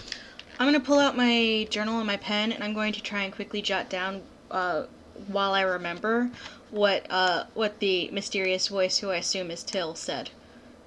Sure. For instructions. So, Heather doesn't remember, but I feel like Bones would be able to... Yeah. Bones would remember piranha solution for the organics, carbon for the rest. Flush and fill with an aqueous solution, 12 parts K-White to 1 part water. I will jot that down in chat. Wonderful, I was just about to... Okay. Other than that, once I have that written down, I'm going to try to look around, see if... Or look at the thing in front of me, does it have a label on it? Trying to post. That go in Viz? Oh, I see it. Yep, it's an OC. Cool. So, they do not appear to be labeled.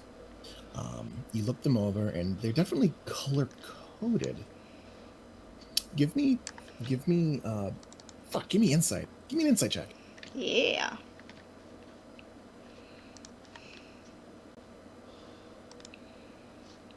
$24. So, a hostile takeover. New management has set in. What's one of the best things they can do to kneecap their new underlings? Revamp how everything's done. Yep. Remove the Siloed labels and switch to a new ordering information. system. Silo the information. And it occurs to you, dude must have kept notes about how his new, better system works, and your attention is drawn to... I have his journal in my pocket. You have his journal. Did Roar have one of the books? Ah, yeah. So you have his journal, and you know that Roar has the book that was attached to Tidiblis's hip. Roar, can I see the book that, you took off the very evil bird? Very evil bird. Sure. I will take it out of my bag, throw it up in the air, and then using telekinesis, I will move it over to her.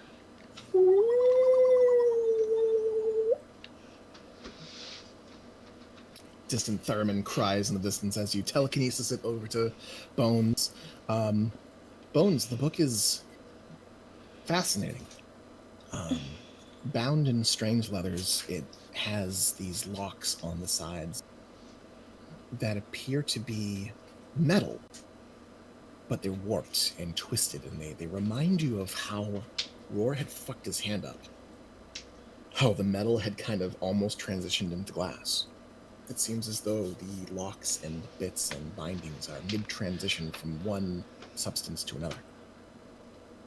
And you look it over.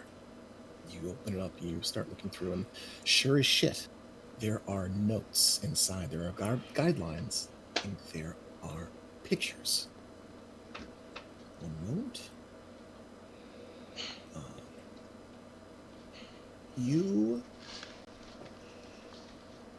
Let's see, you find an infographic.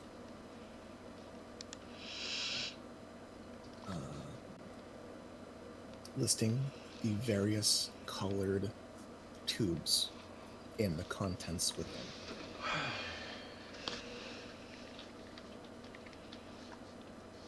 Let me see.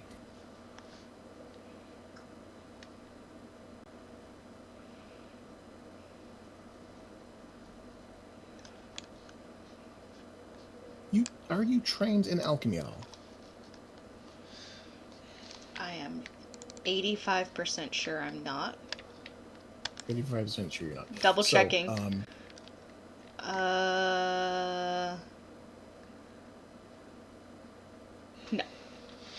Okay. So you make out the different chemical compositions of what's in these tubes, what the colors mean.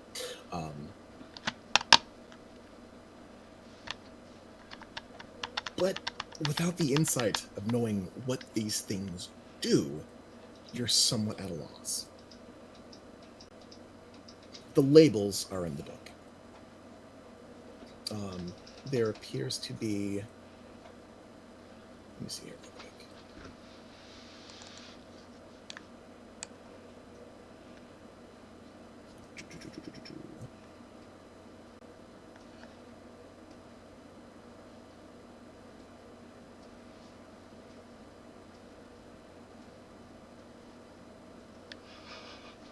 I guess give me you can give me an int check to try to make sense of it.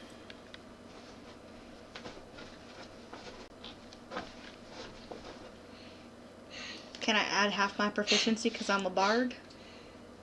You got Jack of all trades? Yeah, go for it. 18. Okay. Let's see. So, you look through it and you decipher one of the formulas. Piranha solution. You know you'll have to mix what's in the red tube and the yellow tube together. You look through the notes some more and you do see that there are instructions on how to activate them, written in such a way that anyone instructed could do it. About to say, if an imp can figure it out, Bones is like, I'm not gonna be bested by an imp. Yeah. So you can definitely call shots and begin the process with what you have there. You may need people in places to do it. Right, so I think the piranha solution is the yellow one mixed with the red one. Biff looks back. Oh, you have ideas then, and you located dire solutions? Some of them, yeah, and it's written in such a way that an imp can figure it out.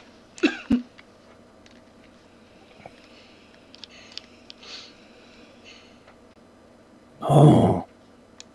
Would activating these solutions clean the pool? I think so. If we activate the solutions and clean the pool, Gain access to the pipes. Yes. Ah. His Biff did remember 10 to 1, but not to know what the solutions are. So if it's piranha solution at the beginning, carbon for the second, flush and fill with a solution of 12 parts of K-white to 1 part water. 12 to 1. Ooh. I figure we start at the beginning and then figure it out as we go. Absolutely. Where does the Bones want this one? Why don't you man the red one? I'll dutifully move over to the red one and look around for a control panel on it. Yeah, so you find on the side of the panel, right about where you're standing, there is a big red lever.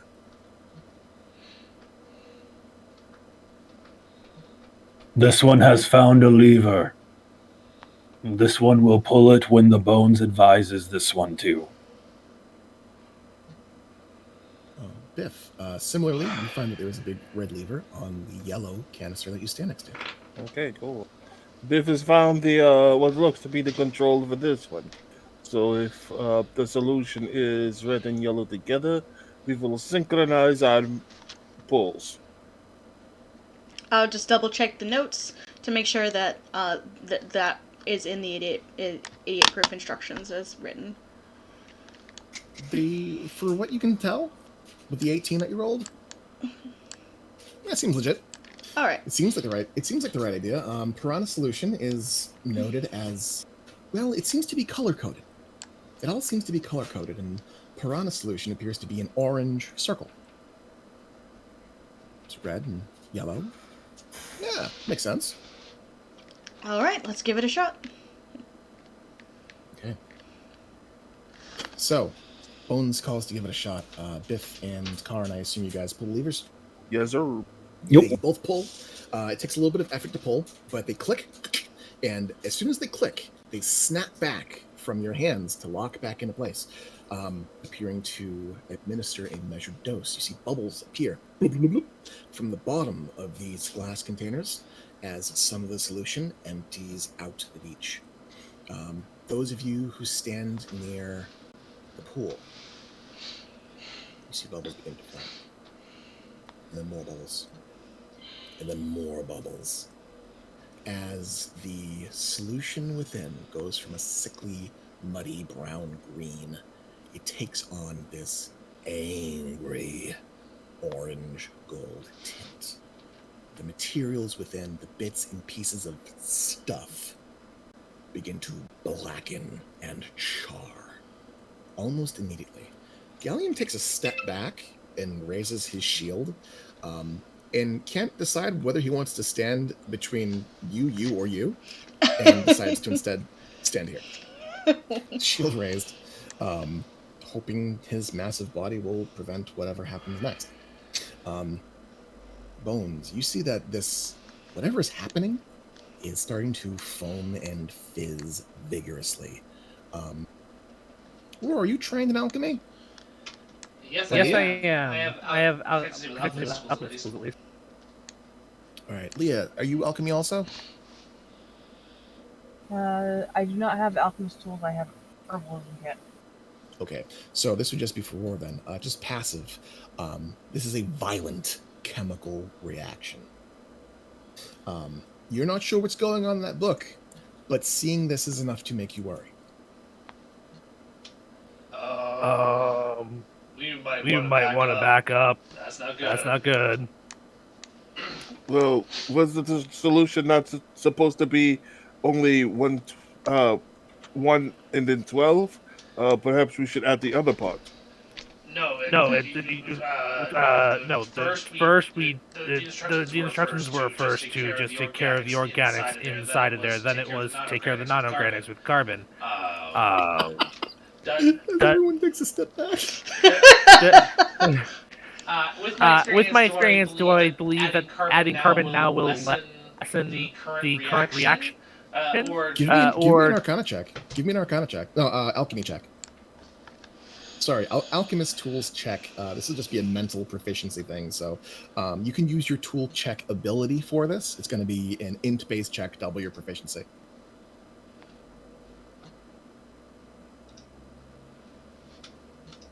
Wow.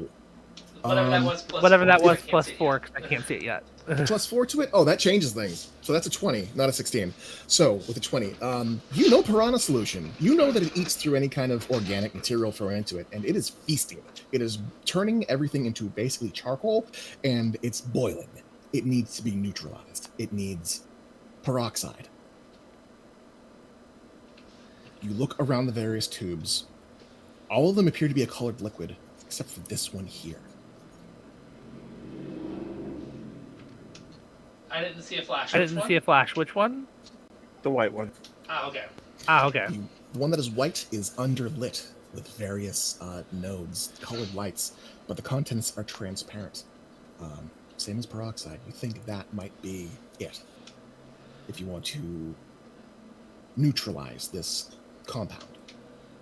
Verdi, pull the lever at your station. I guess Verdi's gonna pull the lever. Verdi, you pull back on the red lever. It snaps back from your hand as bubbles bloop, bloop, bloop, bloop, bloop, from beneath. The contents slowly siphon out and into the pool. And I need to check something real quick.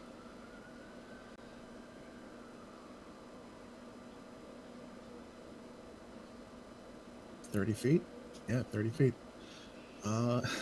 Just gallium. Oh no. Gallium. A thick red gas starts to bubble up from the liquid beneath. So heavy and thick that it does not lift more than a few inches above the floor.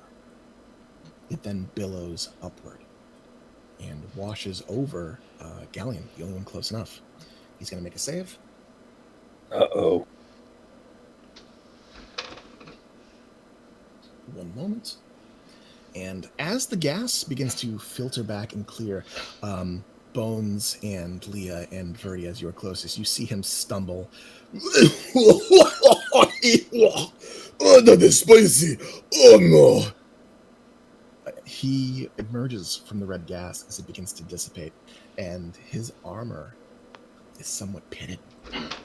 He has what appears to be tarnishing along his jaw, along the side of his head, as though his frame has been corroded slightly. The red vapors slowly dissipate, leaving the scent of sulfur thick in the air. It doesn't linger for long. As the bubbling dies down, the pool is filled with a faint gray slurry of what looks to be charcoal or burnt stuff. Right, I'm not fucking with alchemy anymore. I'm gonna hand the book to Roar. Okay. All right. You find Roar. You hand him the book. Roar, you look it over and you see the notes. Bones points out the notes so far. Points you to the infographic. Points you to the color sphere, or the color wheel, and the various chemical compounds. You can roll an Arcana check, a alchemist tool check at advantage, to decipher what comes next. Okay. So that's a 29. Okay. 29. 29. Okay, that's a big difference. Yeah, no, it's... So- I just hit Arcana twice because it's a lot easier than trying to figure out how to make my alchemist check work.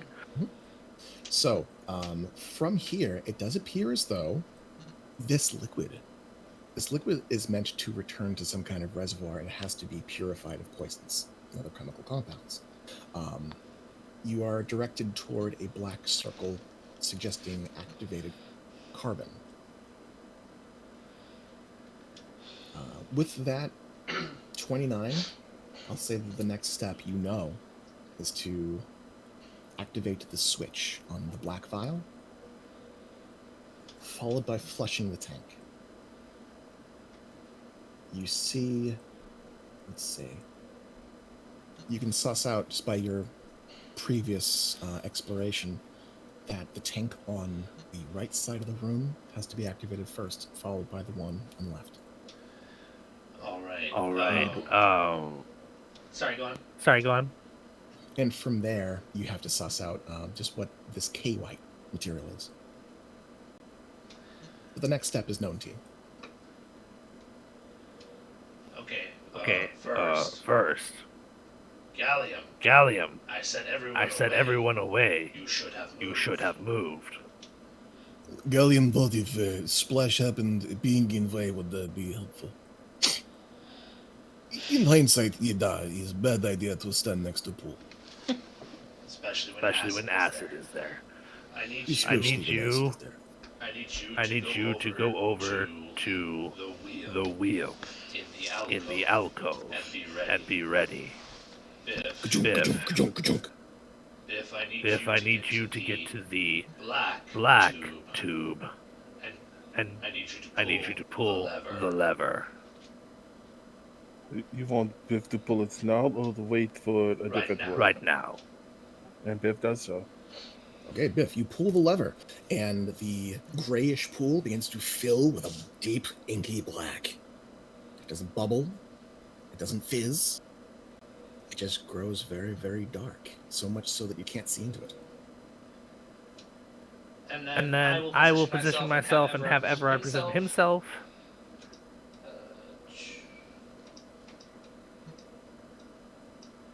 and I'll just give the instruction in the order that needs to happen for Gallium to start the flush, and then for me and Evrard to do the thing on our side to make things happen the way they need to. All right. So, as you watch and wait, you see that the pool is beginning to fill and fill and fill, reaching surface tension at its top. You signal for Gallium to pull his side. Yep. He twists the wheel with a mighty as something inside of the pool chamber opens up. You guys watch on as the pool flushes.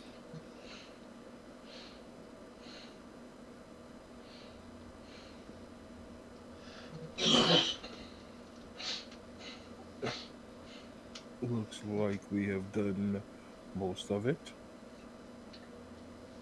Seeing as the pool is empty, Gallium turns the wheel again, closing whatever valve had been there.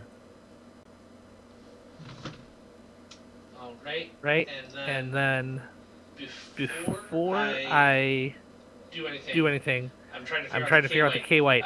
Does it look based on like the information in the book, and when I see there being two wheels on this side, does it seem like one of them would be for the water and one's for this whatever K White is, or? So that's what kind of perplexes you. You look it over and you see that the valves on this are just to fill the tub, just to fill the pool. There doesn't appear to be a chemical mixer in this particular unit. You look back at the infographic. See, the piranha solution is an orange circle, and the neutralizer for it is an empty circle, and you figured out that was the peroxide. The carbon is a black circle, and there's one that you figure out is chlorine, and it's a blue circle. It's cerulean. The K White is listed as a white circle, but it does not list a chemical composition.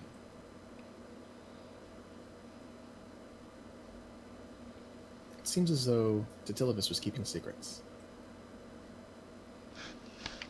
Give me...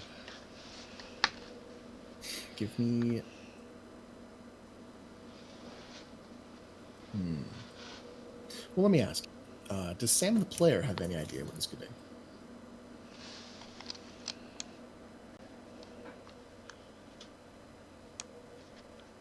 I mean, if it's periodic, I would have to say potassium. That's the closest I can think of off the top of my head, going off of K. The white, I don't remember what, potassium nitrate?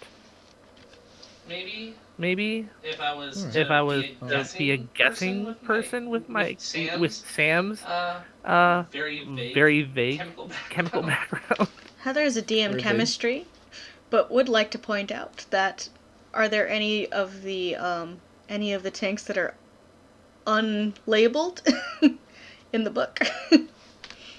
Any of the tanks that are unlabeled.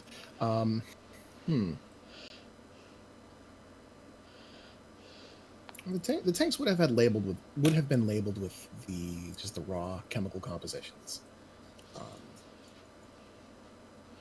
What you're getting is this K White substance appears to be a trade secret, you might say. Let me just check something real quick.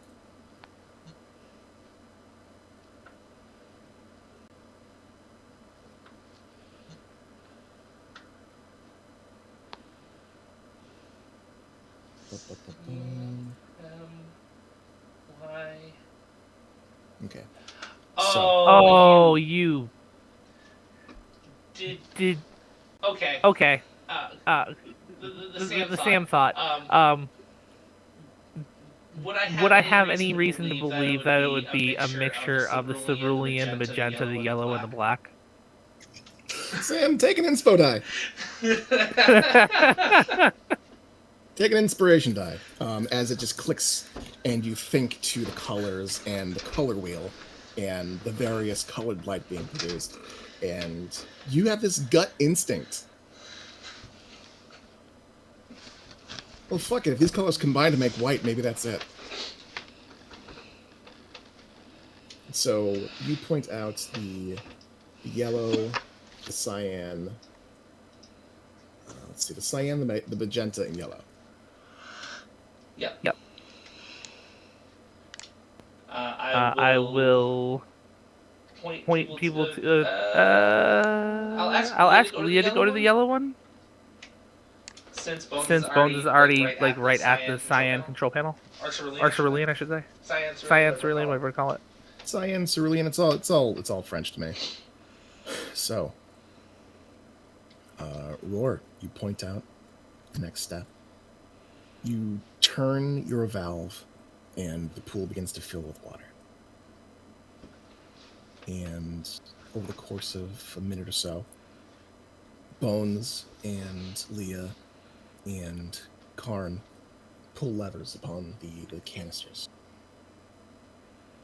The water turns a milky white color over the course of several minutes, at first growing completely opaque, like milk. It then slowly begins to fade to a glassy, transparent, almost sparkling color. The water looks clean. It looks pristine. It looks vital. As though you could drink from it and not suffer a horrendous disease. You are certain that there are no throat leeches in this tube of purified, chemically treated water. As I look at the chemically treated water, and I look at the fact that there's a method for disposing of liquids in general, do I believe that we could, if needed to, flush the contents of the clean stuff, jump in, and then use the back pressure to pull us out to whatever disposal outside of the ziggurat? So do you get close to the pool? Yeah, I will get closer to the pool since it seemingly does not have acid anymore. Sure.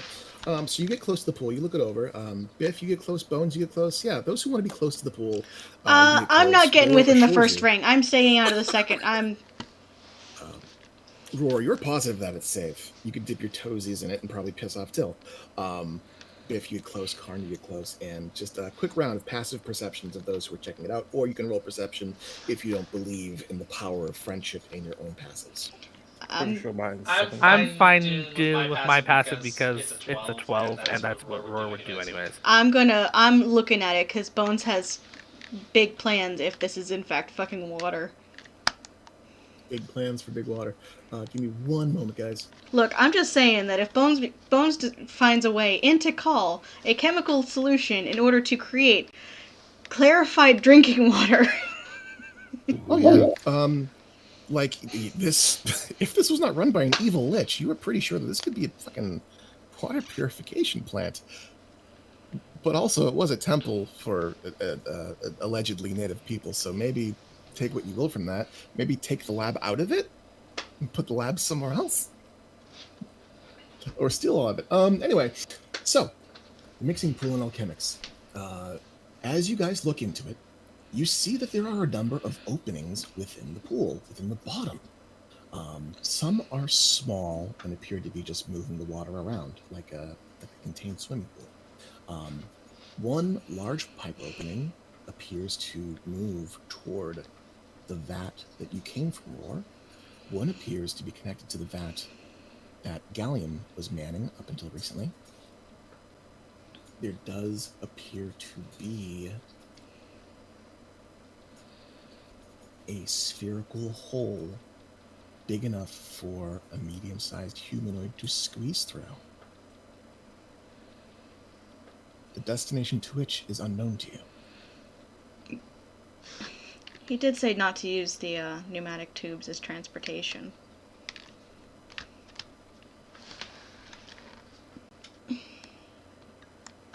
I mean, he doesn't want them leaving.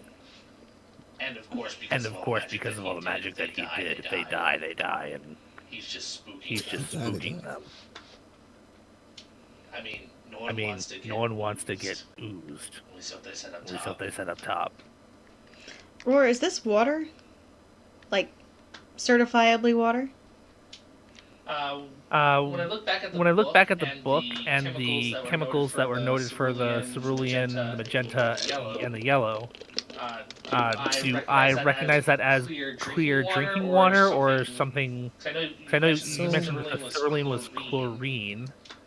So you look it over and you check it out and you go over the chemicals, and just with your passives, the amount of chlorine that's in this water is, well, you'd taste it, but it wouldn't kill you.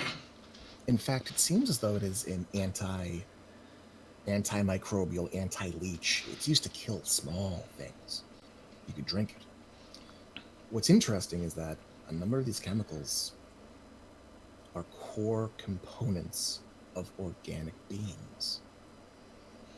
All the phosphorus, all the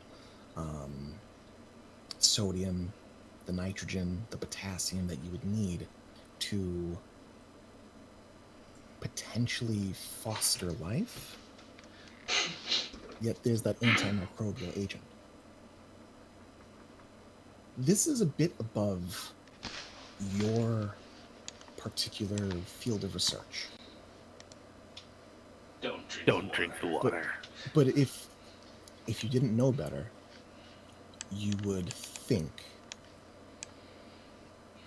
that this would be a supplement to life, to living things. Like, an algae would grow extremely rampant in this. Fish introduced to it would be maybe very physically girthy, so long as they survived the initial, process of growth. Yeah. I'm not gonna say it's sports liquid, and it's not Gatorade, but it's like kind of Gatorade.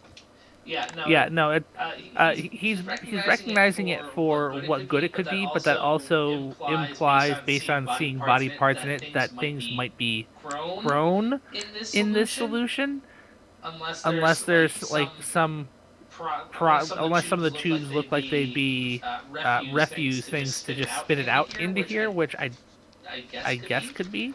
But I don't know why you would spit dead things into a solution that you're going to be using to foster life.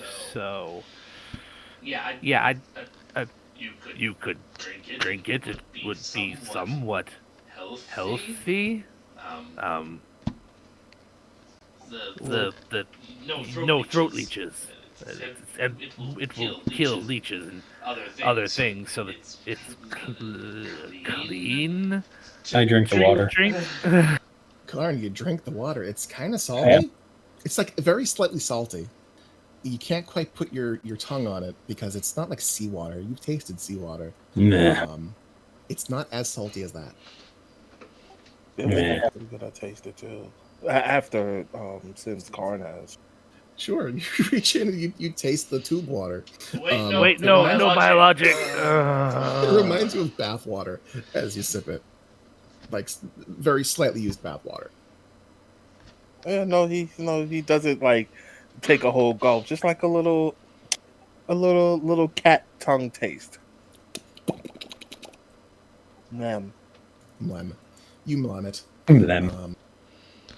Karn, as you're kind of passively looking over the pool and the clean, pristine look, you are drawn to the hole at the bottom, and it's less you and more of your companion currently riding a shotgun. Rue is fixated. What is it? Remember that thing about the series of tubes? Yes. In the places that haven't been found? Do you think this might be connected? I mean, like together?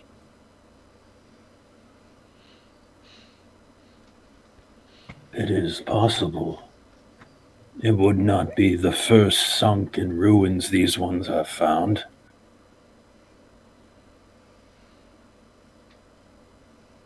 I'll look around at the other. This may warrant investigation before these ones leave. There are parts of this temple that these creatures have not found. I'll point into the pool. These ones may be able to find them. Alright, we should probably kill the Lich, though, before he discovers us. Agreed. Biff actually have question about this water. So if it is purified with all the fire and what seems like chemicals, perhaps it has good healing properties? It has growing properties. Things that would allow, let's say, a fish or a crocodile a chance to be more hardy. Not necessarily healing, but giving the essence required to be stronger. Oh, imagine what if a person actually drunk that their entire life. I mean, I wouldn't. I mean, I would if it was in our controlled situation, but we saw body parts in there. Well, body parts. They would have grown in there. You don't sterilize and make a fluid of super water without growth water. There we go. Growth water without having a purpose for it. And he makes abominations. So they might actually be grown here. So, while things are being debated and considered, Bones, Verdi, you guys can both give me insight checks.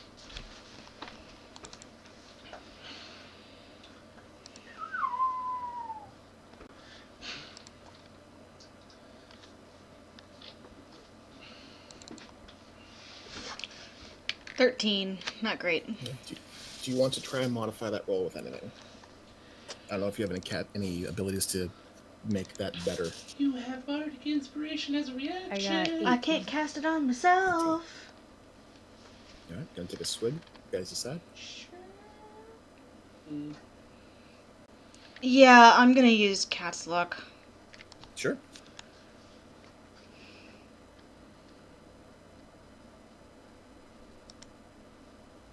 Nope. Okay.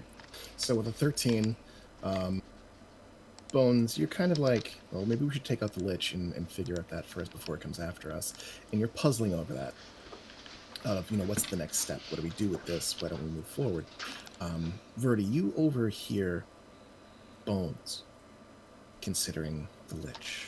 And a couple of things just kind of lock into place. And between Roar talking about, tubes and body parts and growing abominations, and Karn's fixation with the hole, and the idea of this Lich soon knowing where you are. You remember Calavera and Price. How Price had gone missing. He disappeared, got out of the temple somehow. Maybe it was the tunnels. Maybe it was the aqueducts. No one knows. They haven't been mapped. The Lich doesn't know where the tubes lead to in some places. You could make your way through the remainder of this floor. Take the stairs down and face him. Hope that he hasn't prepared for you. Or you could take a chance.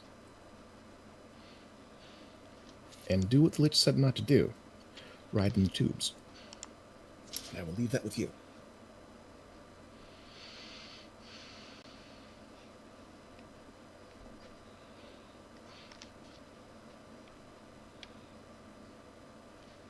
I think we should go in the tubes. I think if we do that, we can surprise him. You know what? Verdi, you are usually so very careful that if you say we should go in the tubes, I'm convinced. I flop out the portable hole. I say, okay, everyone but Karn in. And I look at Karn. Karn. You still become animals, right? Yes. Okay. Something I'd like to point out. The hole at the bottom of the chamber does appear as though a humanoid can squeeze through it. Karn could turn into an animal, but Verdi also has water breathing right now. I was thinking, speaking out loud and roar. Just imagine it's Roar's voice.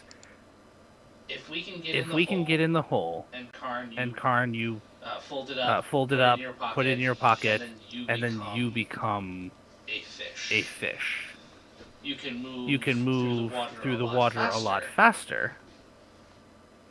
And being a fish, you should be able to see better than we would normally, ideally. And maybe you could more quickly find an air pocket to then pop out and change back.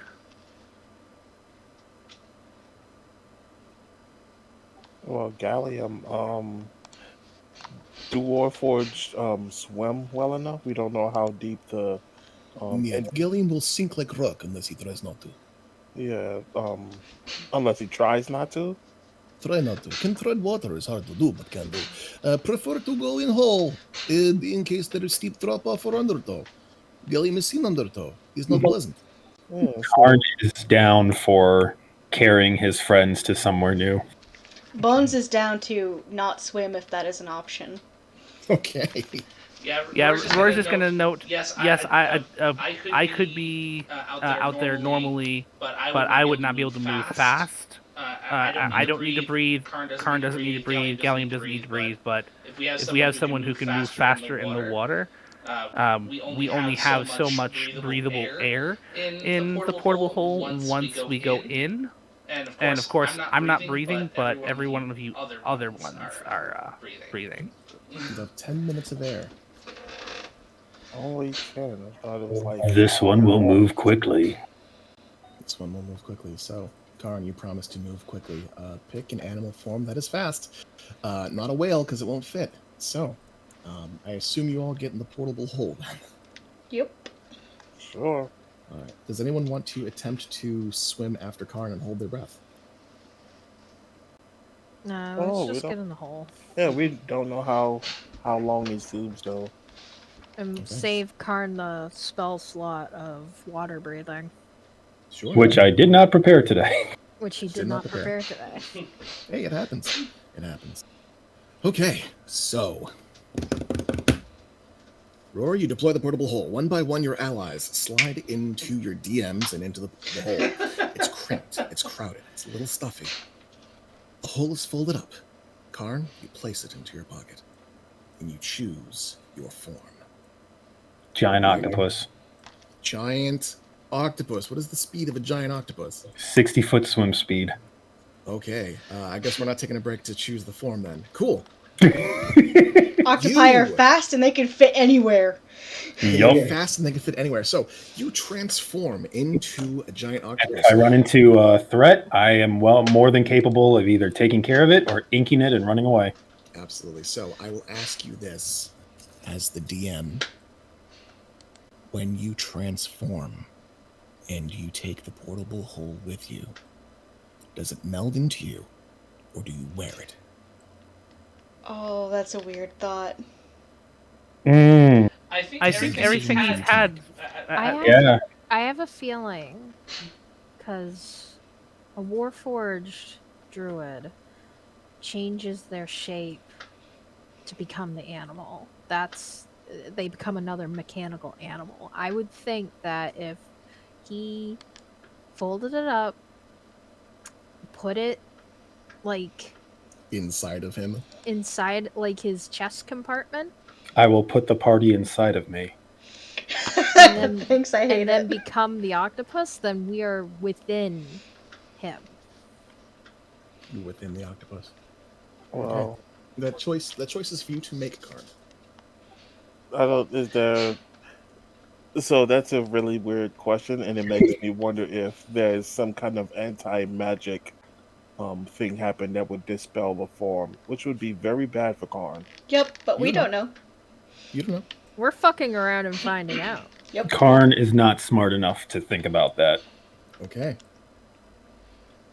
So it melds into Yeah. the form. Whenever he wild shapes, everything he's wearing melds into his form.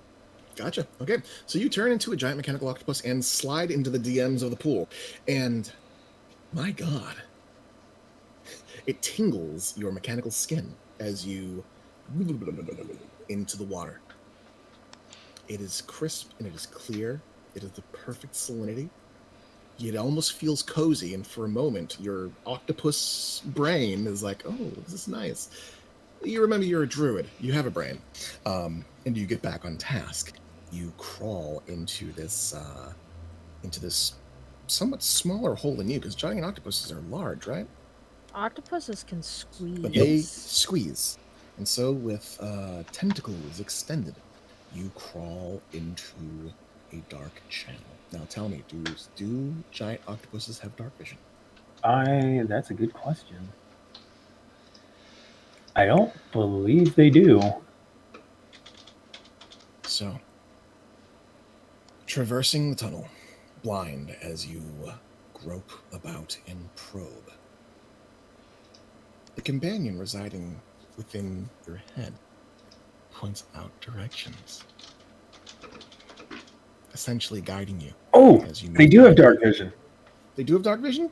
So, Rua, backseat games while you make the calls. That's fine. She's part of the adventure now, so I want her to feel fulfilled. So Your keen dark vision detects movement in the distance as the reverberations of sound waves through the water reach your octopine ears. Wood, wood, wood, wood, wood, wood, wood, wood, wood, wood, wood, wood, wood, wood. You feel current pulling you, slowly at first, toward a shape in the distance. In the darkness and the dim, you see a set of spinning, sharp blades. Huge compared to you. It seems to be pulling the water through the tubes. As you draw closer to this deadly mechanism, what does Karn do? let's see. So heading towards the fans, the outtake fans. There's no tubes that look like they might lead deeper in, except beyond the fans. I'll leave this in your hands. Give me a skill check of some kind. Well, hell, I've got 8 mechanical legs. I'm going to use that to slow myself. You slow yourself down? Okay. So you slow yourself down as you kind of lock yourself in place away from the blades, giving yourself a moment to look around and get your bearings. So you are searching for an extra opening? Yeah. That does not involve the blades. Roll me.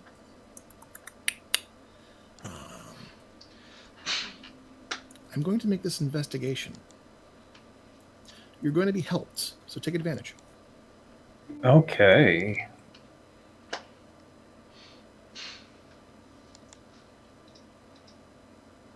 You rolled a 0? He has a minus 3, so... You have a minus 3. Don't use Karn stats. Roll actual dice. Karn stats, where are you?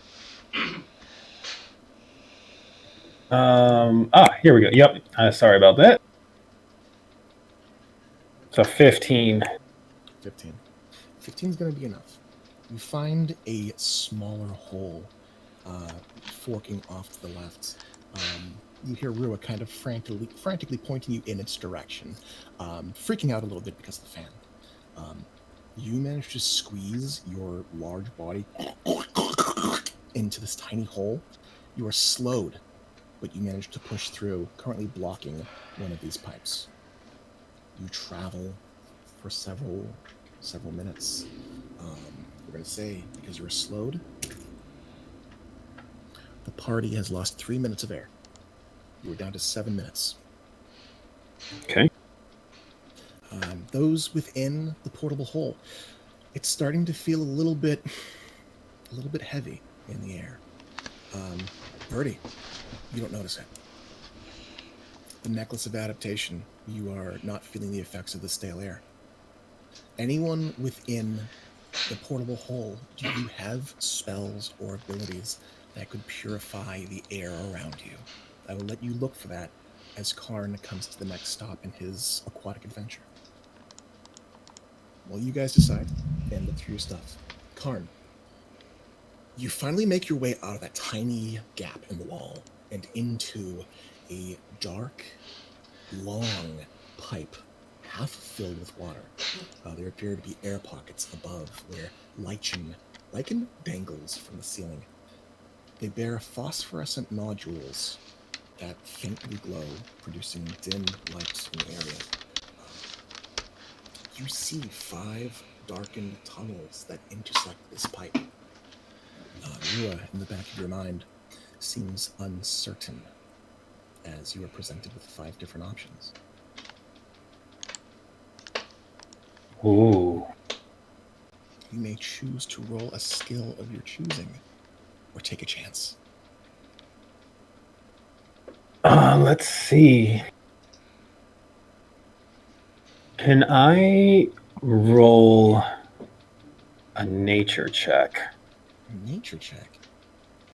All right. This is not in Rua's skill set, so you will not have advantage, but you can roll it.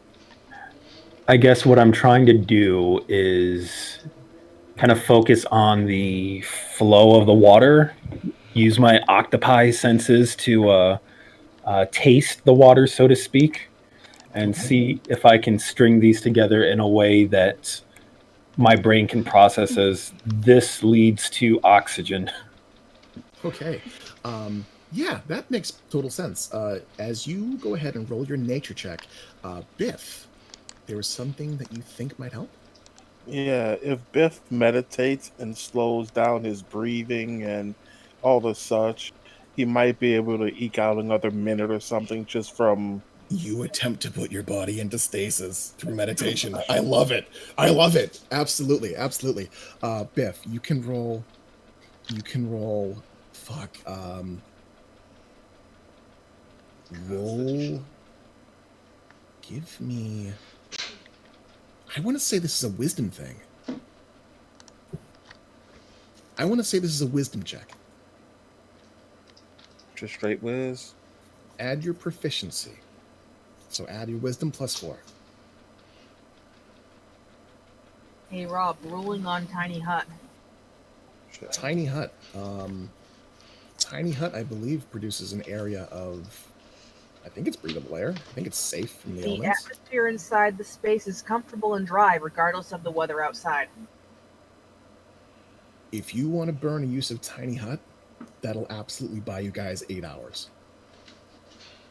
Not that you're gonna need it, right? I mean, technically, I could have started the ritual as soon as we got in here because it's a 10-minute ritual. 11 minute. It's 10 minutes on top of the casting time, and Tiny Hut is a 1 minute cast.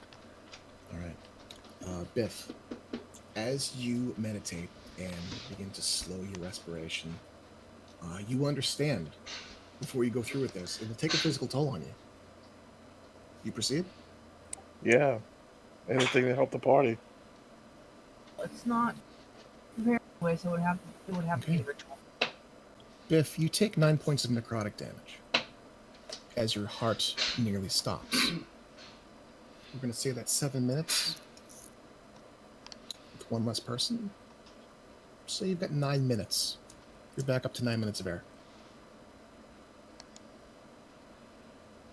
You guys watch as Biff falls into a deep meditation. It's like he's not even breathing. Karn, you rolled a 21. 21. The 21, you taste the quote-unquote air around you, and 4 out of the 5 tunnels are bitter, acrid, foul, sulfuric, rot, contamination, chemicals. 1 tastes of mold. Not rotten mold. No. Lichen. Yeah. that green stuff that grows on rocks, it tastes like a cove. It tastes like a grotto. You make your way toward that tunnel. Yes. You don't have to squeeze. It's wide enough. And you begin to shoot forward, knowing that precious time has been spent.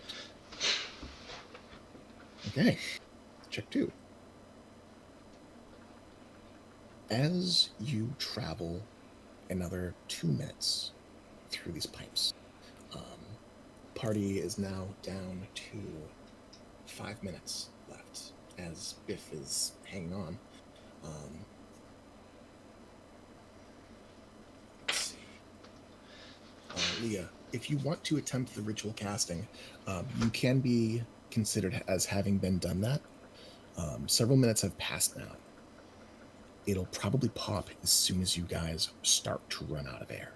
But Okay. you may be able to get in clutch. So I'll come back to that in a moment. I was gonna say it's not a prep spell anyway, so I could only ritual cast it. Okay, so ritual casting only 11 minutes, so it's gonna be fucking tight. It's gonna be tight.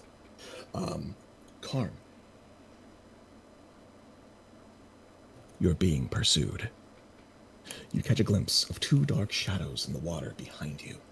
As they draw closer from behind, you see the glint of corroded steel and green, oxidized bronze, shaped into large fish. Rows of pointy, rusted teeth interlock as glowing red eyes appear to have locked onto you. Mechanical sharks, sentries of the plumbing here. How do you proceed?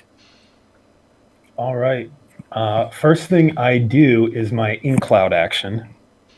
Ink cloud, please describe what that does. A 20-foot radius cloud of ink extends all around me if it is underwater. It is heavily obscured for 1 minute, although a significant current can disperse the ink. I can then use the dash action as a bonus action, which I will do so. So I ink, and then I fly forward 120 feet. Holy shit. Okay, let me just check the rules on heavy obscurity. And I do have a follow-up for when my next quote-unquote turn occurs.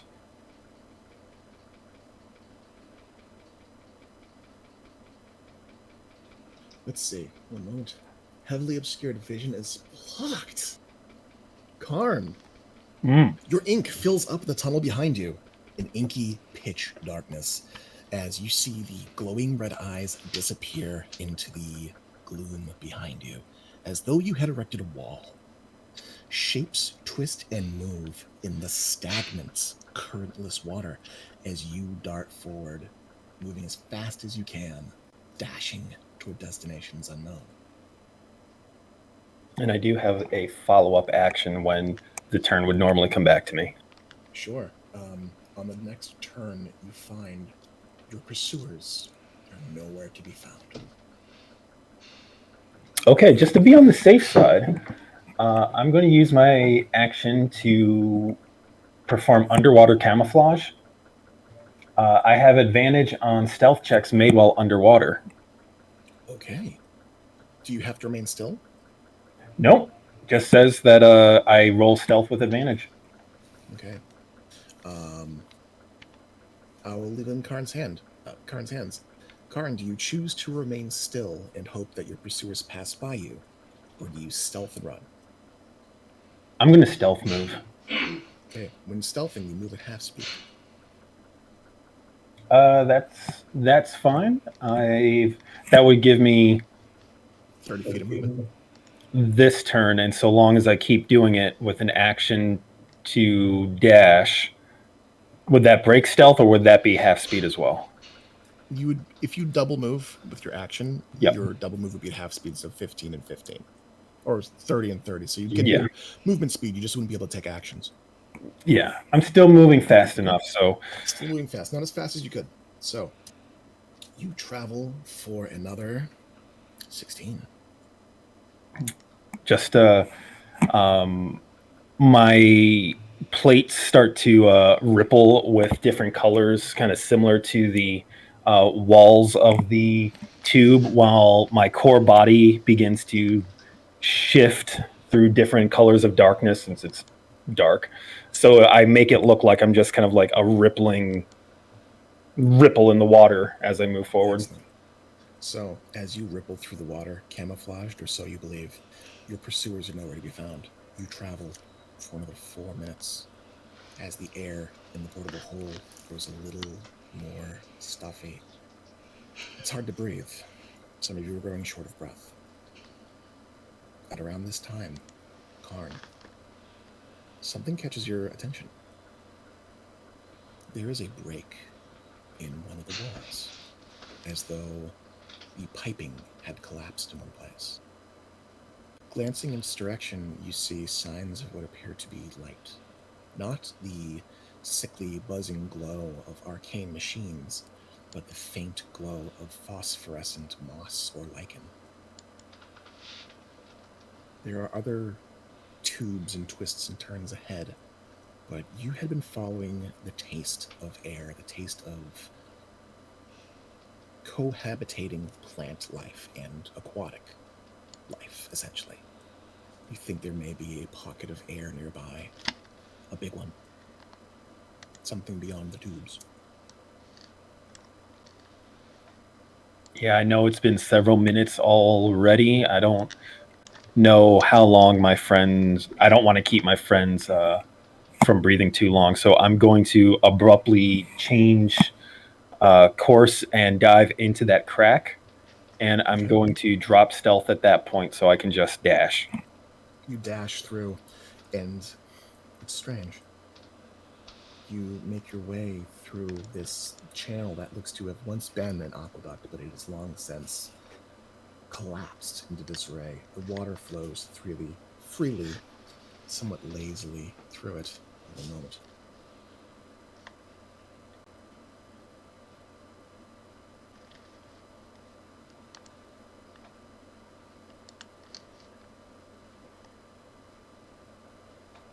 I'm on the wrong note list.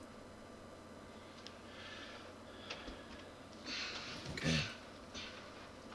You find yourself in relative darkness as you traverse through a long-forgotten section of this ancient aqueduct. The water only goes up to about 5 or 6 feet as the ceiling above stretches 10, 20 feet to a collapsed stony ceiling. It is decrepit, and the arched walls of the tunnel are half collapsed from the breaks in the ceiling. A partial cave appears to have intersected and knocked over parts of temple walls in the distance, revealing a hallway beyond. Activate this. Gray-green algae and lichen grow from stone surfaces near the water. Fine threads of faintly phosphorescent growth gathering in clumps like the hair of some forgotten sea deity. This channel that you're in is dark, damp, the air is stale, but you can tell it's breathable. There's a scent of mold as you breach the surface, and you see stones in the ceiling and pillars that have long since collapsed. Create a claustrophobic channel for you to move through. You can place yourself here. You see that there is land nearby. Oh, there are what look to that be token cliffs. doesn't have vision for me. One moment.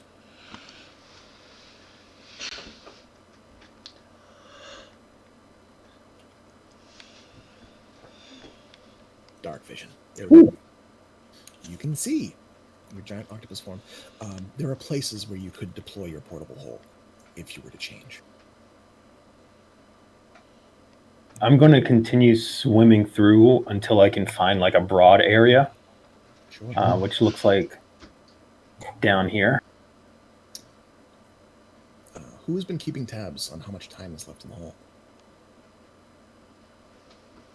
I want to say we're down to 2 minutes. Yeah, that sounds about right. Okay. So, what's everyone's con bonus?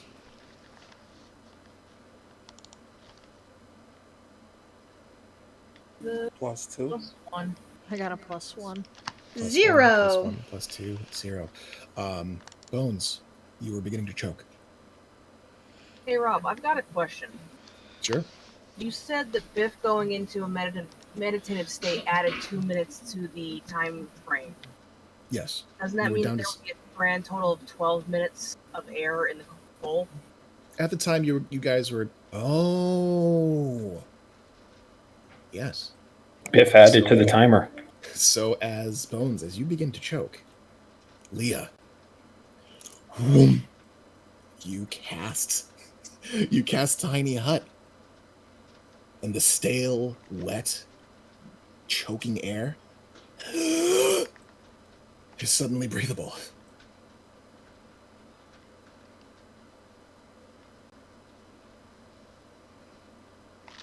Yeah, Oh, Bones no. has got a touch of hypoxia, so she's just gonna curl up in a little ball and figure herself out for a minute. Up in a little ball. I swear I don't do this to you on purpose. I love it. I mean, you know, it's me. Like, half the time I do it to myself on purpose. Oh, Karn. Karn, you hear in the back of your mind. Hurry up, hurry up, hurry up, hurry up, hurry up, hurry up. Heft myself up onto the rocks, and as I do, my body begins to shift as I downgrade into my normal form, and immediately pull the hole out and lay it down on a stone and unfold it. You unfold the portable hole. Cool, damp air fills the portable hole. You guys are aware the hole has been opened. All right. It's safe to go out, I think. And I'll just head out with Everard. You head out with Everard. You can place yourself pinging here.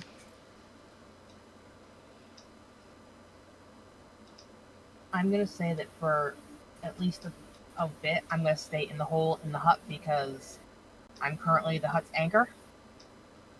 If you The leave the air- hut, Once the portal is open, the air rushes back into the room and actually makes an audible sound, so everyone knows that there's air now. I'm going to say, What? for I the sake like of just going back to the hole for another spelunking episode, so rather than ritual cast it a second time, since Yeah, we're on a you can- timer. you can ritual cast as many times as you need to. If you'd like to ritual cast again, or if you want to stay in the hole while the others explore, that's up to you. That's up to you. So, where's Wounds? Bones is gonna collect herself and then climb out of the hole. Okay. Yeah, the hole is open. Might be a good time to leave. Yep. So you leave a little shooketh. That was tight for a moment. She's got a little poofy tail going on. Poofy tail. You love it. Love to see it. Where the fuck is Galleon? The road ally is Galleon friendship, duh. You look around. You find that you are in the intersection of what appears to be a cave-in and the remains of ruins. Are these ones okay? Birdie nods. Yeah. Got a little close there, but I'm fine. That is good. There was something in the tunnels. Having traveled through the pipeworks, Karn, you feel a bit more confident, seeing that everything turned out all right. You may be able to return and find the way forward. For now, you have a moment to take a breath and explore just what the fuck you ran into, what you've uncovered here. Looking forward, illuminated by some of the phosphorescent moss, you see an archway partially collapsed from a cave-in in this direction. It leads to what looks to be an intersection or a hall.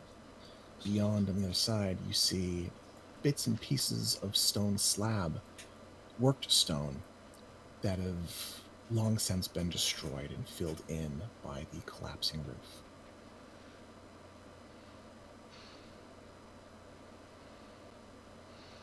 Is this like ambient light over here from the plant life?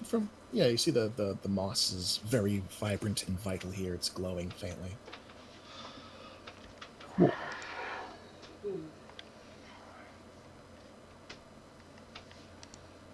Peering inside, you see a long hallway that wait, where's my dark vision? Oh. I think earlier in the ziggurat I cast dark vision. So that's why I can see.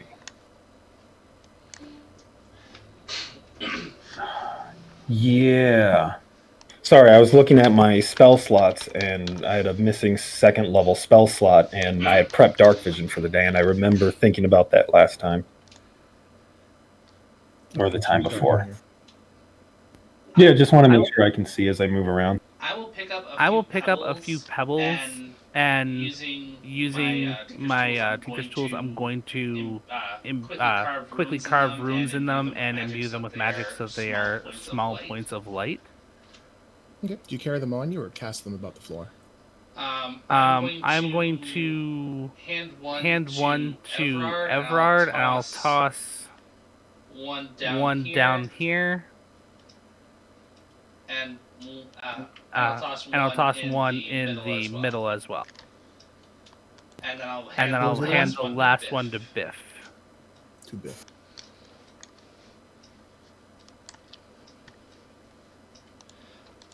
Okay, you can do some light.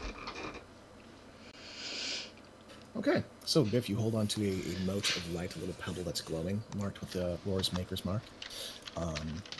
You all peer inside of this dimly lit hallway. The room is dark and damp. The air is heavy and stale. You can smell and taste the mold. Pillars that had upheld the ceiling have collapsed as